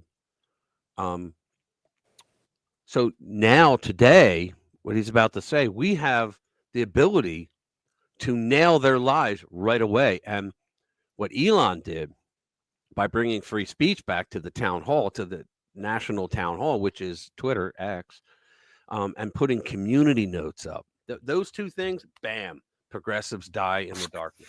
When he opened it up, but they were just inept. And then you mentioned Schumer. Schumer's so funny. So all those governors, I think there were 6 of them, and they've called him. Can I just insert that interview he had was bizarre. He's weird. Yes, he said, but I think Sammy is referring to, now everybody get this, a poll just came out that the Democratic Party has the lowest ranking in a generation, 37. It's usually 50-50, 37%. Yep. And in response, he says people are aroused. I've never seen so many people aroused. And, you know, we were really aroused. And, you know, we're also aroused. So then immediately I was thinking, I remember he said for elections, he said erections. So I wonder if anybody's making that. So I was watching last night and I was by myself in my apartment and I got on with it now all over the internet is erections, aroused. And then where his fury came is, I think, the governor of Illinois and the governor of Kansas, she's a Democrat. They called him up and they said, you're not fighting these nominations enough. Instead of just saying, are you insane? We're looking like idiots. We lose our temper and we lose every one of them. And so he was he's completely bewildered. He's a deer in the headlights. His legacy is going to go down on one thing. He got out in front of the Supreme Court in 2020. I think it was March. I'm doing this by memory. And he got in front of a mob of angry abortion protesters, pro-abortion. And he said, Gorsuch, Kavanaugh, you sowed the wind. You're going to reap the whirlwind. And then, quote, you don't know what's going to hit you. Price. That was a direct threat. Within months, people were swarming their homes. That's a felony. To try to influence a Supreme Court justice by intimidating at his home. They went to the homes of Clarence Thomas, Gorsuch, especially Kavanaugh. No one spoke out in their front. Joe Biden liked that. Then the Democrats leaked that Roe versus Wade before the midterms. That was it. All of that was a green light from Chuck Schumer. If anybody had done that, if they had gone out in front of Elena Kagan's home or Ketanji Brown and tried to swarm it, and then had an assassin show up who wanted to kill a Supreme Court, but called his sister, I think, and she talked him out of it. And they would have attributed that to any U.S. senator who had advocated violence. You can't have the Senate minority leader at the time advocate violence by threatening the security of the Supreme Court justices while they're in session behind those doors. He was right at the doors. When he says, you don't know what's going to hit you and you're going to reap the whirlwind, well, that's interpreted by certain people as a green light. When I was younger, he was a House member. And I remember when I was in my 20s watching him, I think he was a representative from New York on the Watergate committee, or seemed semi-normal. Do you know Chuck Schumer became popular and he was able to get elected? Did you ever hear the story? What do you mean? Well, Chuck Schumer. He's from New York. He's going to get elected. Well, no, the way that no, I think, didn't Reagan take New York? Yeah, Reagan took New York. Reagan but here's the thing. Chuck Reagan Schumer took everything but Minnesota in one of his. Right. And if people said, if we campaign there, we could take it. And he said, let him have one. He said that about Mondale. Anyway, Chuck Schumer was on a TV show where it was one of those. Now, granted, it was back in 60s, early 70s. And it was a TV show that you had to use your brain power, right? And he won the whole thing. Okay, so he became very wildly popular. All the news was focused on him. It went national, even though we didn't have national TV, but they all picked it up, right? This guy won this thing, and he was running for a city council seat. This is a true story, guys. He's a racist MFer. He was running for a city council seat, and it was in what part of it? I can't remember it. Not Fishtown. It was in New York, and it's damn it, I can't remember the section of New York. But he went out there, and he said, I'm running for yada yada. And they said, all right. It was a bunch of racist white people. They really were, because there were these two buildings that were apartment buildings, and black New Yorkers lived there. Now, were these people selling drugs? No. Were they up late all night drinking like the stereotype? Not at all. They were working class people that were not bothering a damn soul. But these racist white people were saying, we want them out. Just get them out. And so Chuck said, okay, you elect me and I will. All right. And so they elected him. Right. And in that district, because he kept going all these meetings, saying, I will close that down. We have a way to do it. And so he got elected and he tried. And the way he did it was he had the government step in, the government of New York step in. And it didn't condemn them, but they took them over, saying that there were safety problems with it, and said that those people had to leave and they would rebuild them. Okay. And they would find housing for them and they would rebuild the buildings. But then he told the white people that when we rebuild the buildings, he said, of course, we will give them first right of choice, meaning we offer them the right to buy, because they were going to turn them into condominiums, which you don't pay rent anymore. You got to go through a mortgage, right? Because they weren't going to lease them. And he said, and they won't be able to afford it. And I got rid of your problem. He actually freaking did it. But luckily, fortunately, the black people that lived there, they were able to get the money. Every single one were able to get the money, and they were able to purchase first of right. They were able to purchase and all. And they had a couple, what was it? Not Al Sharpton types, but they were activists in housing for minorities in New York, and they helped them out. But that prick actually did that, which is why you never heard him go out on a podium and say that Donald Trump was a racist. You never heard him say that, because he knew that they would just come right out with that story about him. And it's true. And we know it's true because a guy that was there when one of the guys that was with friends, and he said, I didn't have a problem with black people being in the building because they didn't cause a problem in the neighborhood. Why would I have a problem? But his friends were there. So he witnessed the whole thing, and he wrote a book about it. So I didn't read the book, but I read the excerpts from it. And I was like, God damn. So that's true then, I guess. You're back, Vamps. Good to see you. So let's do another one. We're almost at that time. Let's see. This is part of our getting close. Information testimony everyone should watch. Trump. Latest update. Reagan Airport disaster. Black Hawk. Nah. Here's one. I gotta open it up first. Yeah. Okay. Let me bring it in. This is on Katie Hobbs out in Arizona. She may be in trouble. It says, breaking. Arizona lawmakers are now investigating illegitimate Governor Katie Hobbs after $339 million disappeared. Hobbs' budget director also mysteriously resigned yesterday. When was this done? It was January 30th. Okay. State Senator Alex Collodin issued notice to Hobbs stating, imagine my shock when the legislature was informed the state has several insolvent agencies and requires $339 million bailout to close out the current fiscal year. Since your liaisons dedicated to briefing members of the legislature failed to provide detail on how we got here, I'm putting my request in writing. Arizonans deserve to know the details. Why did you mislead the legislature about the spending you intended to approve? In just 2 weeks' time, I've learned that the problem has worsened and that your office's request is now $350 million.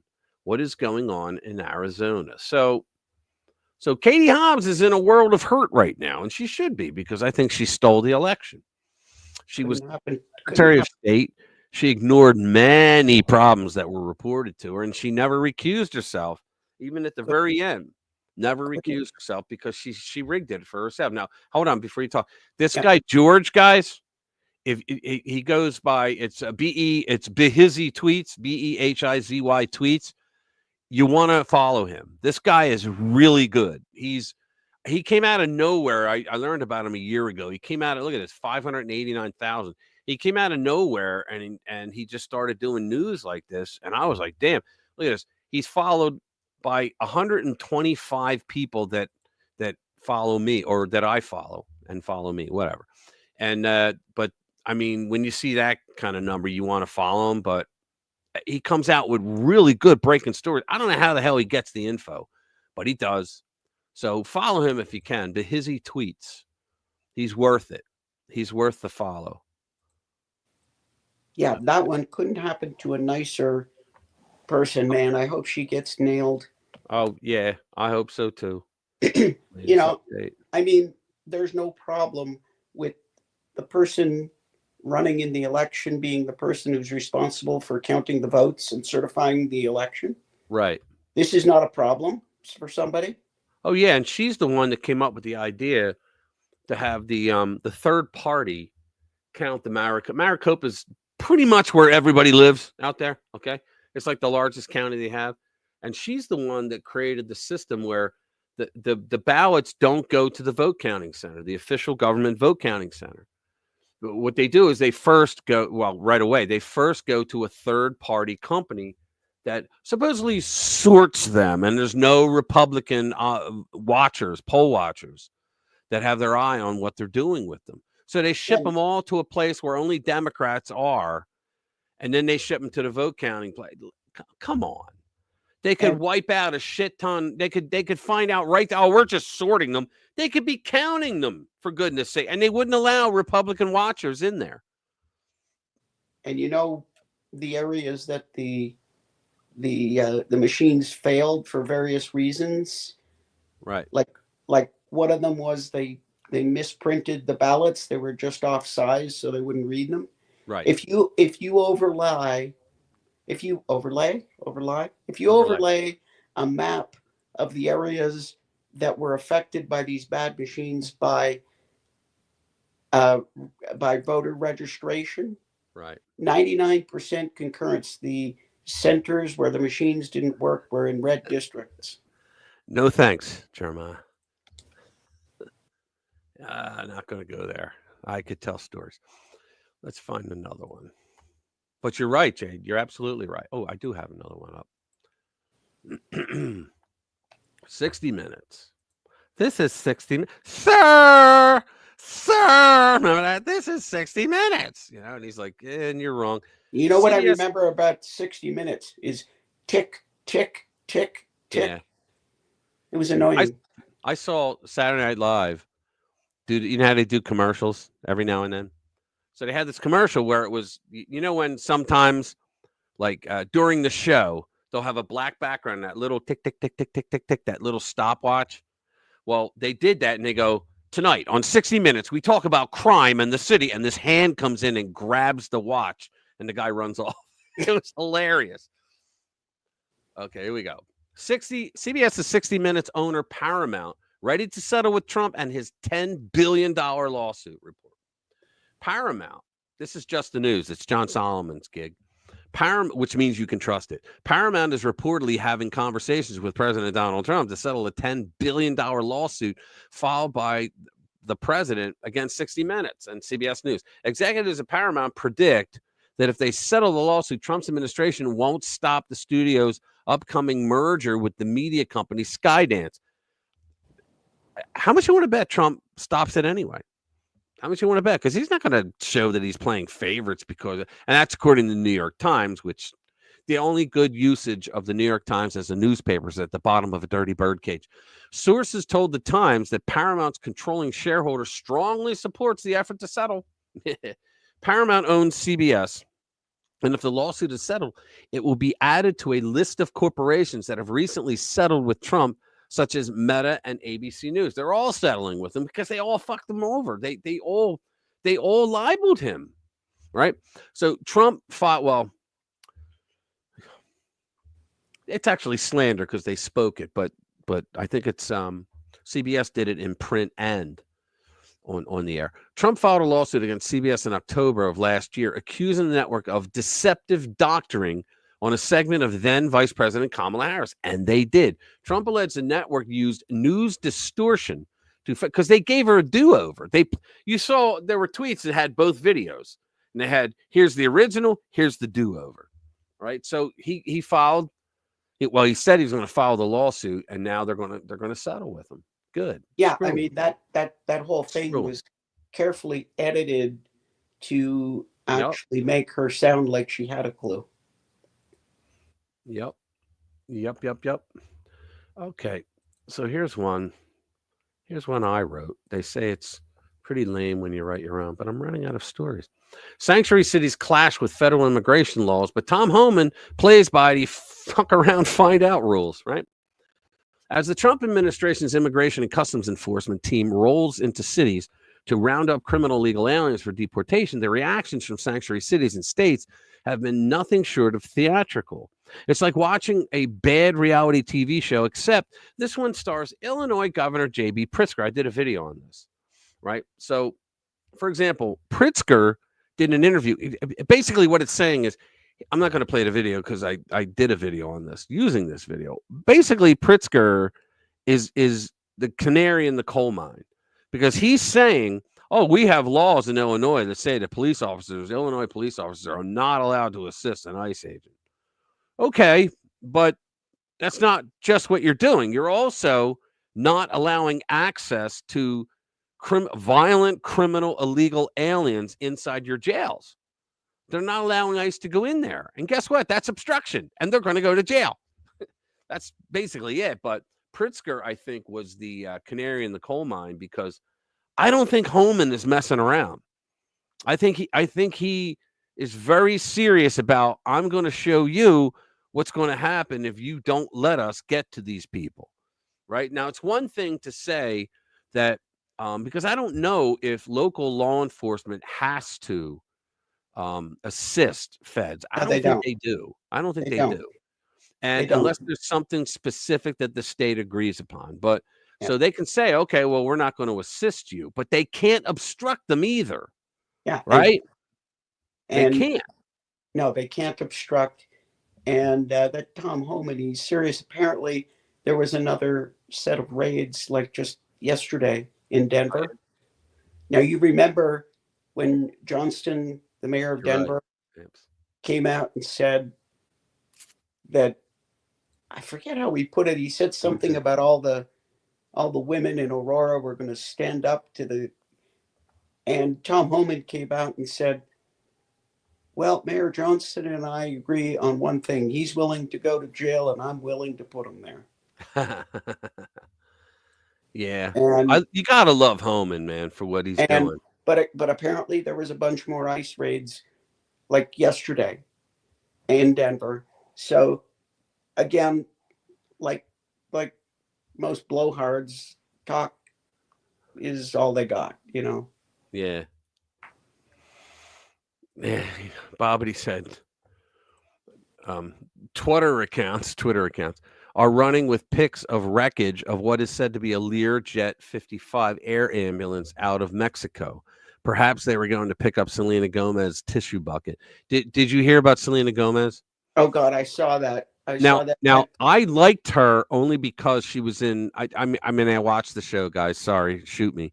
Only Murders in the Building, because Martin Short's in it and Steve Martin's in it, and they're friggin' hilarious in the show. It's a great show, I think, right? And so anyway, I believe, was it Hulu? I forget. I have a box. I don't have to worry about that shit. But and she was on the show, and I thought she did a pretty good job, right? But now I see her crying like that. These are my people. You were born in Texas, babe. They're not your people. Unless you're a racist bitch and you say that everybody that speaks Spanish is your people. Come on. Like that's another thing. I love how the leftists say that they think that people in Guatemala have something in common with people in Colombia. You know, they don't. And they're all in favor of them all coming here. Yeah, they're all in favor of illegal immigration. It's bullshit. All fuzzy wuzzy. But the reason they want them here is so they can pick strawberries at slave wages. Yeah, and they can vote Democrat. And that's not racist for some reason. I know it's not racist to say that. It's not racist to say that like, well, Joe Biden actually friggin' said it about black people. Remember when he said during the 2020, he said that, and I'm paraphrasing, he said, well, unlike unlike Black Americans, Latinos have a very diverse sense of thinking and ideology. And it was like, and Black people were like, what the fuck did he just say? Like, in other words, he was basically saying Black people all think and act alike. Yeah, and yet they call Trump the racist. Trump would never say something like that because he's worked with too many Black people and he knows it's bullshit, right? But they rig him as the racist. And if you Joe, don't know, if you don't know whether you're for me or Trump, then you're not Black. You ain't Black, right? The old white man had the balls to say, "I determine if you're Black or not," and they fricking voted for him. Oh my God. OMG. Yeah, and what was the other one that he said? Poor kids can be just as smart as white kids. Yeah. He was, poor kids are just as smart as white kids. I'm like, okay. All right. Wow. It just gets Trump's deeper. Racist, right? It gets, but none of them are racist. Yeah, they love the illegal immigrants, and they feel that, we should be kind and extend our hospitality to them so that they can come here and do slave labor for low wages. And that's all they're good for, is picking strawberries. I know. Isn't that crazy? I mean, isn't that like the most racist thing? That's the most racist damn thing you've ever heard. And yet he had a D next to his name. He had that little D next to his name. So he got away with it. Charlemagne didn't even trash him when he said that to him. And I like Charlemagne. I don't agree with his politics, but I like the man. I wonder if that would be different today, if that would repeat it. I bet you Charlemagne would say something. Yeah, because he did later on about Kamala. Yeah, I bet you he would say something. He said something about her. He trashed the party. I'll bet he voted for her, though. Of course he voted for her. Thank you. Yeah, everybody hit like and share the video if you can. It helps us with the algorithm. And bring friends. Yeah, and bring friends next time. For goodness sake, you guys got to have friends. Oh, we got 22. Doesn't anybody have friends anymore? Yeah. I started advertising it on Facebook. I have 3 business pages on Facebook, and then I have my own personal. But I keep my personal. So I put it on the 3, which is probably why. Let me see how many we got for tonight so far. I think we were up to like 22 or 23 at one point. Yeah, but that's not the same people all the time. So we had like 76 people in here tonight. Right now, many have circulated through. But we had 76 so far. But then people watch it afterwards as well. Yeah. But you know what I'm discovering? Pam has no friends. LOL. I'm your friend, Pam. Yeah, we'll be your friend, Pam. What's that? I'm discovering something this evening, that the alarm is not in my drum throne. Yeah, I know. I was going to say. The alarm isn't in my drum throne. Because you're sitting on something soft. But the Plus you're alarm's probably still on going off. Painkillers. Let me see. What happened in Philly, Bash? Yeah, there was a plane crashed in Philly, and it set some houses on fire. We got a couple more stories we can actually do. You have a couple more? Yeah. Oh, yeah. Let me just shift, and I'm good for another one or two. There you go. So here we go. We have the Colombian president, Gustavo Petro, who's a whack job. He's crazy. He's absolutely crazy. Urges all his country's illegal aliens to return home immediately. because of Trump. Because he said, I will hit you with a 25% tariff. This knucklehead says, I'll hit you with a 50%. Then I think it was like 8 hours later. Okay, I'm going to call them all home. No, it was an hour. It was in an hour? Yeah. It was I'm within going an to hour. call them all home. We'll accept them. Don't worry. It was between, I think I started to talk to you about this earlier. It was between the third hole. Yeah. Trump got the call. He was on the third hole. And he made the phone call from there. I know. When he was on the 8th hole, he got the call that it was all resolved. Okay. Well, the guy, they finally told him, hey, moron, you need the United States more than they ever need you. Yeah. And by the way, yes, we'll accept those planes. And can I send my personal presidential jet? Yeah, he said, can I send the presidential plane? Yeah, but see, the thing was, I had a libnut in work say to me, well, it was because it was on a military plane. I'm like, no. The guy was trying to stand up to Trump saying, I'm not taking back all the insane asylum people and the prisoners that we released on your country. That's what he's trying to say, but he made it up. Like, who cares if it's a military plane? Yeah. I mean, who gives a shit, right? Rich, So they were just playing big dick contest. That's all. Exactly. They were just playing big dick. And Colombian President Gustavo Petro has urged all illegal aliens residing in the United States to return home, even the ones from Mexico. In a post on the X platform, Petro promised all those who leave the U.S. productive loans that he said will help return to the country of prosperity. He wrote, Lo siento a las Colombias y Colombias sin documentos y AR de. All right, whatever. I asked undocumented, I love how it's always undocumented, illegal alien. I asked undocumented Colombians in the U.S. to immediately leave their jobs in that country and return to Colombia as soon as possible. Wealth is produced only by working people. They left your shithole because they didn't have any wealth. The Department of Social Prosperity, DPS, will seek to provide productive loans to returnees who enroll in its programs. Let's build social wealth in Colombia. Okay. Excuse me. The suggestion comes less than a week after he was forced into a humiliating U-turn by Trump. After initially refusing to accept the deportation flight from the U.S. government on grounds that the dignity of his fellow citizens was being violated, Petro folded like a cheap suit when the Trump threatened to impose tariffs and sanctions. See, that, I say it, that's the beginning of a negotiation, the tariffs. Yep. That's what it is. That's the beginning. Yeah, I hear Petrov's voice was higher for about 3 days after he endured the squeeze. That's funny. So let's see. What else do we got? What do we got? The stalling tactics. We did that one. Wow, we covered almost everything. Oh, yeah. The 5 takeaways from the Kash Patel hearings. This will be good. Here we go. 5 takeaways from Kash Patel's Senate hearings for FBI director. There we go. Members of the Senate Judiciary Committee questioned Kash Patel in the first formal hearing on his nomination for director of the FBI. Committee Chairman Chuck Grassley, who I like a lot, he's very anti-corruption in government, set the tone for Republicans in his opening statement. He said he hoped that Patel would bring greater accountability to the agency that he may soon lead. Quote, either you're going to run your agency or the agency's going to run you, he told Patel. The January 30 meeting also included many tense exchanges between Patel and Democrats over his competence, past statements, and independence from President Donald Trump. Now, let me say this.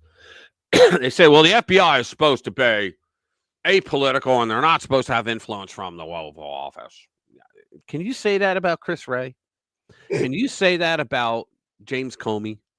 Can you say that about Bob Mueller? No, and no. You can't, because those assholes were very political. I don't give a shit if 2 of them were Republicans. They were very political, and they did what the regime told them to at the time. And Steve Dettelbach from the ATF. Right. Senator Amy Klobuchar, who I think is a complete moron, told the nominee that his mission now has been to go after people, a charge that Patel denied. Here are 5 key takeaways. Vows no retribution, no enemies list. Okay. Democrats suggested that Patel could target opponents. He basically kept saying, I'm going to follow the Constitution. That's what he said. And the law. And well, the Constitution, yeah, and the law. Yet the nominee repeatedly stated that he did not intend to take such steps, including against former FBI Director Christopher Wray. He can't, because Wray got a pardon. Well, he could. It just gives him a conviction for the rest of his life. But I have no interest, no desire, and will not, if confirmed, go backwards. Exactly. In other words, he stuck it to them. And Chris Coons from Delaware, Lou, that's your guy, who asked about his past statements, saying Wray's alleged past law-breaking warranted prosecution. There will be no politicization at the FBI. There will be no retributive actions taken by any FBI Should I be confirmed as the FBI director? I think he means it too. But if there's a request to do an investigation into one of these slime bags, he'll do it. Patel also told multiple senators that he did not have an enemies list. And see, this is look in the freaking mirror, guys, because they ask him things like, "You're going to come after me like we came after you?" You know, that's what it seems like. Democrats say that those identified as members of the executive branch, deep state, in Patel's book, Government Gangsters, The Deep State, The Truth, I read this book, and The Battle for Our Democracy, amount to such a list. The term enemies list recalls President Richard Nixon's reputed list. Do you know what his enemies list really was? It was fucking reporters that he hated and did not want them to be called to the White House press dinner, whatever it was. That's what his enemies list was. It was people in the press, in the media that he did not like, and he said, "There's the list. Don't invite them." So they were pissed off. So they wrote, "He has an enemies list. He's evil." Right? They couldn't call him stupid because he had a pretty high IQ, so they just called him evil. So the reputed list compiled by his advisor, Charles Colson, and revealed during the Senate Watergate hearings. Patel told Klobuchar that the term enemies list was a total mischaracterization of the collection of names at the end of 2020, his 2023 book. Senator Richard Blumenthal, this asshole again, he's the stolen valor guy, asked whether he would fire FBI agents involved in the special counsel Jack Smith's inquiry into Trump. I would. Every FBI employee will be held to the absolute same standard, and no one will be terminated for cases like this, Patel said. I'm not going to accept that answer, Blumenthal responded. Well, who the fuck are you? Because you're not going to vote for Patel no matter what he says. Because if you can't commit to those FBI agents, that those FBI agents will be protected from political retribution, we can't accept you as FBI director. Well, I don't think your vote's going to harm them. Okay? Richard Blumenthal. See, you're going to vote thing against him anyway. Yeah, I know. That's what I said. He's never going to vote for Kash Patel. Okay. But the thing is, you think the fucking balls in these people. You had Chris Wray, who was one of the most, if not the worse than Hoover. Okay. He was one of the most corrupt FBI directors in history, worse than Mueller. Okay. And Mueller's the one that started a lot of bad things there, but he was awful. Okay. And he was like a Soviet guy, right? A Politburo guy. But so you had all that going on, and they arrested. They went after not just Trump supporters, any conservative. Okay, they went after people. They went after abortion protesters who were like within the 500-foot limit, right? And they went after him anyway, right? So to have the balls to say, "I don't want you weaponizing things," I would turn around and I would say, "Well, you would only get retribution if somebody harmed you, if somebody did you wrong, wouldn't you?" So what are you saying? Are you saying that in the United States, where we have a justice system that says there should be fairness and it should be justice, right? You're saying that we should just forgive all that? Fuck you. All FBI employees will be protected against political retribution, he said. I'm not going to read them all now. Condemns weaponization of justice. He did. Who is this? There he is. They're leaving. Okay, fuck him. Commutations for violent January 6th. Patel was also pressed to weigh in on Trump's pardons. Why should he? Why would they ask that question of him? That was Trump's doing. And I think he even said, I had no input on that. All right, Trump's pardons and commutations for individuals involved in the Capitol breach on January 6th. I don't even call it a breach when the cops open the door and go, "Come on in, guys." You know, the nominee repeatedly stressed his opposition to violence directed at law enforcement, including when questions about clemency for people convicted of violent offenses against the police. I do not agree with the commutation of any sentence of any individual who committed violence against law enforcement, Patel said. He then questioned President Joe, but see, you got to get into the nuances of it. Why did they attack the police? Because the police first attacked them. We know for a fact they shot rubber bullets and tear gas at peaceful protests. The people were just standing around. They weren't doing anything wrong, and they did it intentionally.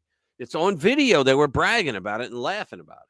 He then questioned President Joe Biden's commutation of the sentence of Leonard Peltier, who was convicted of 2 counts of first-degree murder in the slayings of 2 FBI agents at Pine Ridge Indian Reservation during a 1975 shootout. Biden's move transitions Peltier from prison to home confinement. Tom Tillis, who said January 6th protesters in the Capitol were thugs, spoke positively of his past dialogue with Patel on the president's sweeping clemency. I've had conversations with you that suggested that if you have been consulted on that, we'd have probably had a little bit of a different structure for the pardons. And Ted Cruz said, do you condemn violence against law enforcement? No, I don't. He says all of it. He responded saying he agreed with the prosecution of such offenders against police and civil. I love when he said to shift for brains, right? When he said, well, how about the 3,000 law enforcement people, who supported me? Then he goes, well, why don't you ask those officers if they know that I have their back? Because they all do. He's very pro cops, right? Especially if they killed him, he said. So challenged, number 4, challenged on J6 prison choir. We saw that earlier, the choir production, right? He kicked Schiff's ass on that as far as I'm concerned. Number 5, pledges to investigate Epstein sex trafficking. This is a big one. Patel told Senator Marsha Blackburn from Tennessee that he would aid her work on identifying the parties involved in deceased financier Jeffrey Epstein's sex trafficking activities. Now, if you read Whitney Webb's book, which I have the first volume, I read about half of it. I haven't gone back to it because after every chapter, you have to sit back and go, wow, that was so much information. Holy Christ, I'm on overload, right? She's really good at what she does, investigative reporter. But she basically wrote about the corruption of the United States and every government, just every freaking government, and that it was part Israeli, part Germany, part Italy, and part United States that created Jeffrey Epstein. Not him personally, but the role that he played. So if you get a chance to read her book, read her book. It's really good. There's 2 volumes. I only finished half because the book's like 800 pages long, the first one. Child sex trafficking has no place in the United States of America, and I will do everything if confirmed as FBI director to make sure the American public knows the full weight of what happened in the past. That's going to be huge. I was going to say that might cost him votes. You're gonna find, yeah. Well, exactly what you're gonna. Well, yeah, but then people would ask, like, why did you not vote for him? Was it because of the sex trafficking?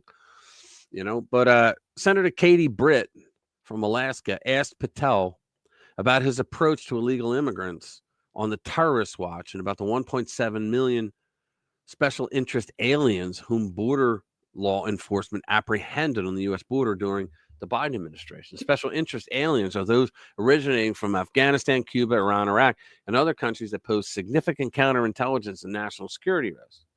Patel said Homeland Security investigations would take the lead, but that the FBI could assist substantially in identifying. If I'm confirmed, the full reasons for the FBI, where appropriate, will be committed to that cause, but I believe primacy rests with the other agencies. So basically, Patel, he went straight by the book. He stuck to the same attitude, but every now and then he got a little zinger in there. Hey, what's up, Billy? Yeah, he got a little zinger in there. Was it Klobuchar was saying, wow, I'd like to have 5 hours with you? I'd like to have 5. You have 2 minutes. You have 2 minutes. Yeah, so he said, well, you have 2 minutes. You got to love that. Yeah, I got to love that. And she went like, wow. So, wow. She was wowed. Yeah.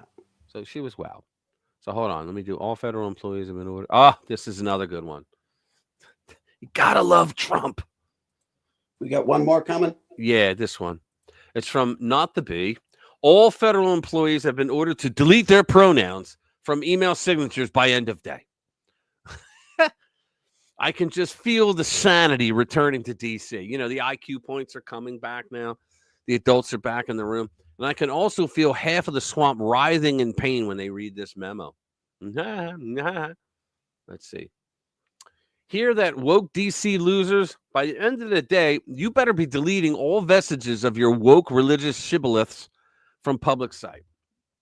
We are done playing this nonsense game. It says employees at multiple federal agencies were ordered to remove pronouns from their email signatures by Friday afternoon. According to internal memos obtained by ABC News that cited 2 executive orders signed by President Donald Trump on his first day in office seeking to curb diversity and equity programs in the federal government. I would just love to be the fly on the wall. Like, I didn't remove mine. Well, you're fired. I can't fire you. Oh, it's going to be it's going to be lovely. Pronouns and any other information not permitted in the policy must be removed from CDC/ATSDR employee signatures by 5 p.m. Eastern on Friday, according to one such message sent Friday morning from Jason Bonender. Yeah, this is kind of like when in the beginning of the Biden administration, when he sent out executive orders and we read them, that corporations will be fined if you do not hire illegal aliens. That was a freaking executive order. You would be fined. Now, I know I used to work for a company that was fined $92 million because of 5 illegals that ran in a crew. And the manager of that office said, look, we have all their driver's licenses right here. They have driver's licenses, so they passed the test. And so the FBI had come to them and come to the manager and said, we know that these 5 are illegals. Yes, we know that you put them out. Just fire them. I went, okay, we'll fire them. But then 3 months later, the same guys came back and they had different driver's licenses. So instead of Jose, now he's Juan. Okay? That kind of thing. So he hired him back like a dumbass. Cost the company $92 million. That was under Obama. So now when Biden hit, I wanted to say, okay, did they get their $92 million back? And all the other companies, do they get their money back? Because now you're going to be fined significant amounts of money if you don't hire them. Yeah, so Trump is getting rid of the woke. If somebody was applying for a job and I was reviewing their application. You did? No. If they put their pronouns in the first page of their bio, I wouldn't read any further. I just wouldn't read it. I wouldn't read it any further. See, Billy knows me well. When he says cheerio, he knows I'm usually going to go, dude, thanks, man. Thanks for coming. So he knows me well. Yeah, I wouldn't either. And you'd probably get in trouble for that if it was, let out there. I remember once I was, it was a work comp case and a lady came in and I recognized her. And it was from a previous case, like from 6 months before. Right. Except it was a brand new file with a brand new entry and like no information in it. All right. And I looked. And different name, different date of birth. I went back. I happened to remember the other name. I went back, pulled the old file. It was the same picture and Jesus. a different driver's license. And to make it worse, it was the same employer. Yeah. Unreal. Let me play. I know they get away with so much bullshit. This was funny. I watched this. It was hilarious. Ready? Hold on. Hey, buddy. Did you feed him? Oh, yeah, he was really hungry. He had like 10 bottles. From the white container, right?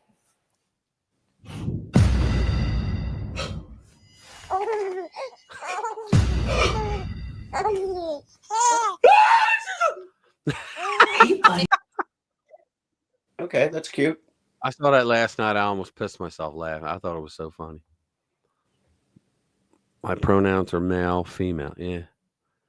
Yeah, Piers Morgan, man. I remember I used to think, well, he's okay, he's a conservative. But then he went off on our Second Amendment. I don't know why I don't want to do the accent, but I don't know why you Americans are so gung-ho with your guns. We don't have guns here. And I'm like, no, but you got knives and baseball bats, asshole. People die over there as well. Like it's better to be like dead from being smashed on the head versus a gun. I mean, yeah, exactly. Somehow that's better. Yeah. It's better to be stabbed than to be shot. Yeah. Right? In fact, a lot of people would argue against that.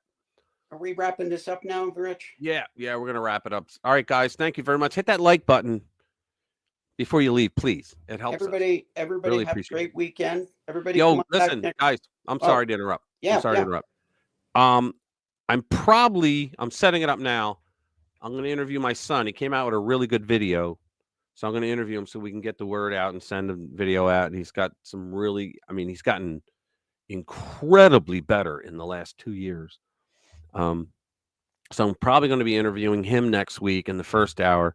And then the week after that, I want to bring that guy Carmen in from Right America that we were using some of his videos for the intros.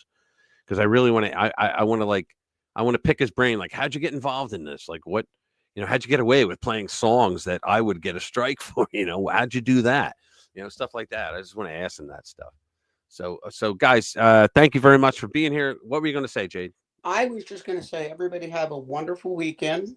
Entertain yourself, and especially come back next week and bring a friend.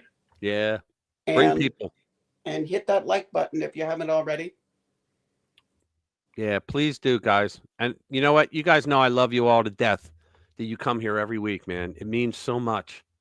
We you guys appreciate hang it. out here. You could go anywhere and you guys hang out here. I just love that shit. Yeah, Piers is an asshole. He is. He hacked phones of murder people. Oh, jeez. He faked photos of British troops pissing on Afghan. Yeah. That's when I stopped listening to him, was when he had that anti-gun thing. And I was like, look, I get it. You're not from a country that has the Second Amendment, but he's better than he used to be on a lot of things, but on the gun stuff, he just yeah, he loses it, and he gets real angry and argues, and it's like, thank you, Bass. Hey, everybody, be like Bass. You too can be like Bass. There you go. My dog's dreaming right now. I can hear him crying. There you go. You hear him? All right, everybody. All right, guys. Thank you very much. You guys have a great weekend. Check out the videos next week. Hope to see you here again next week. God bless. Have a good weekend. Bye.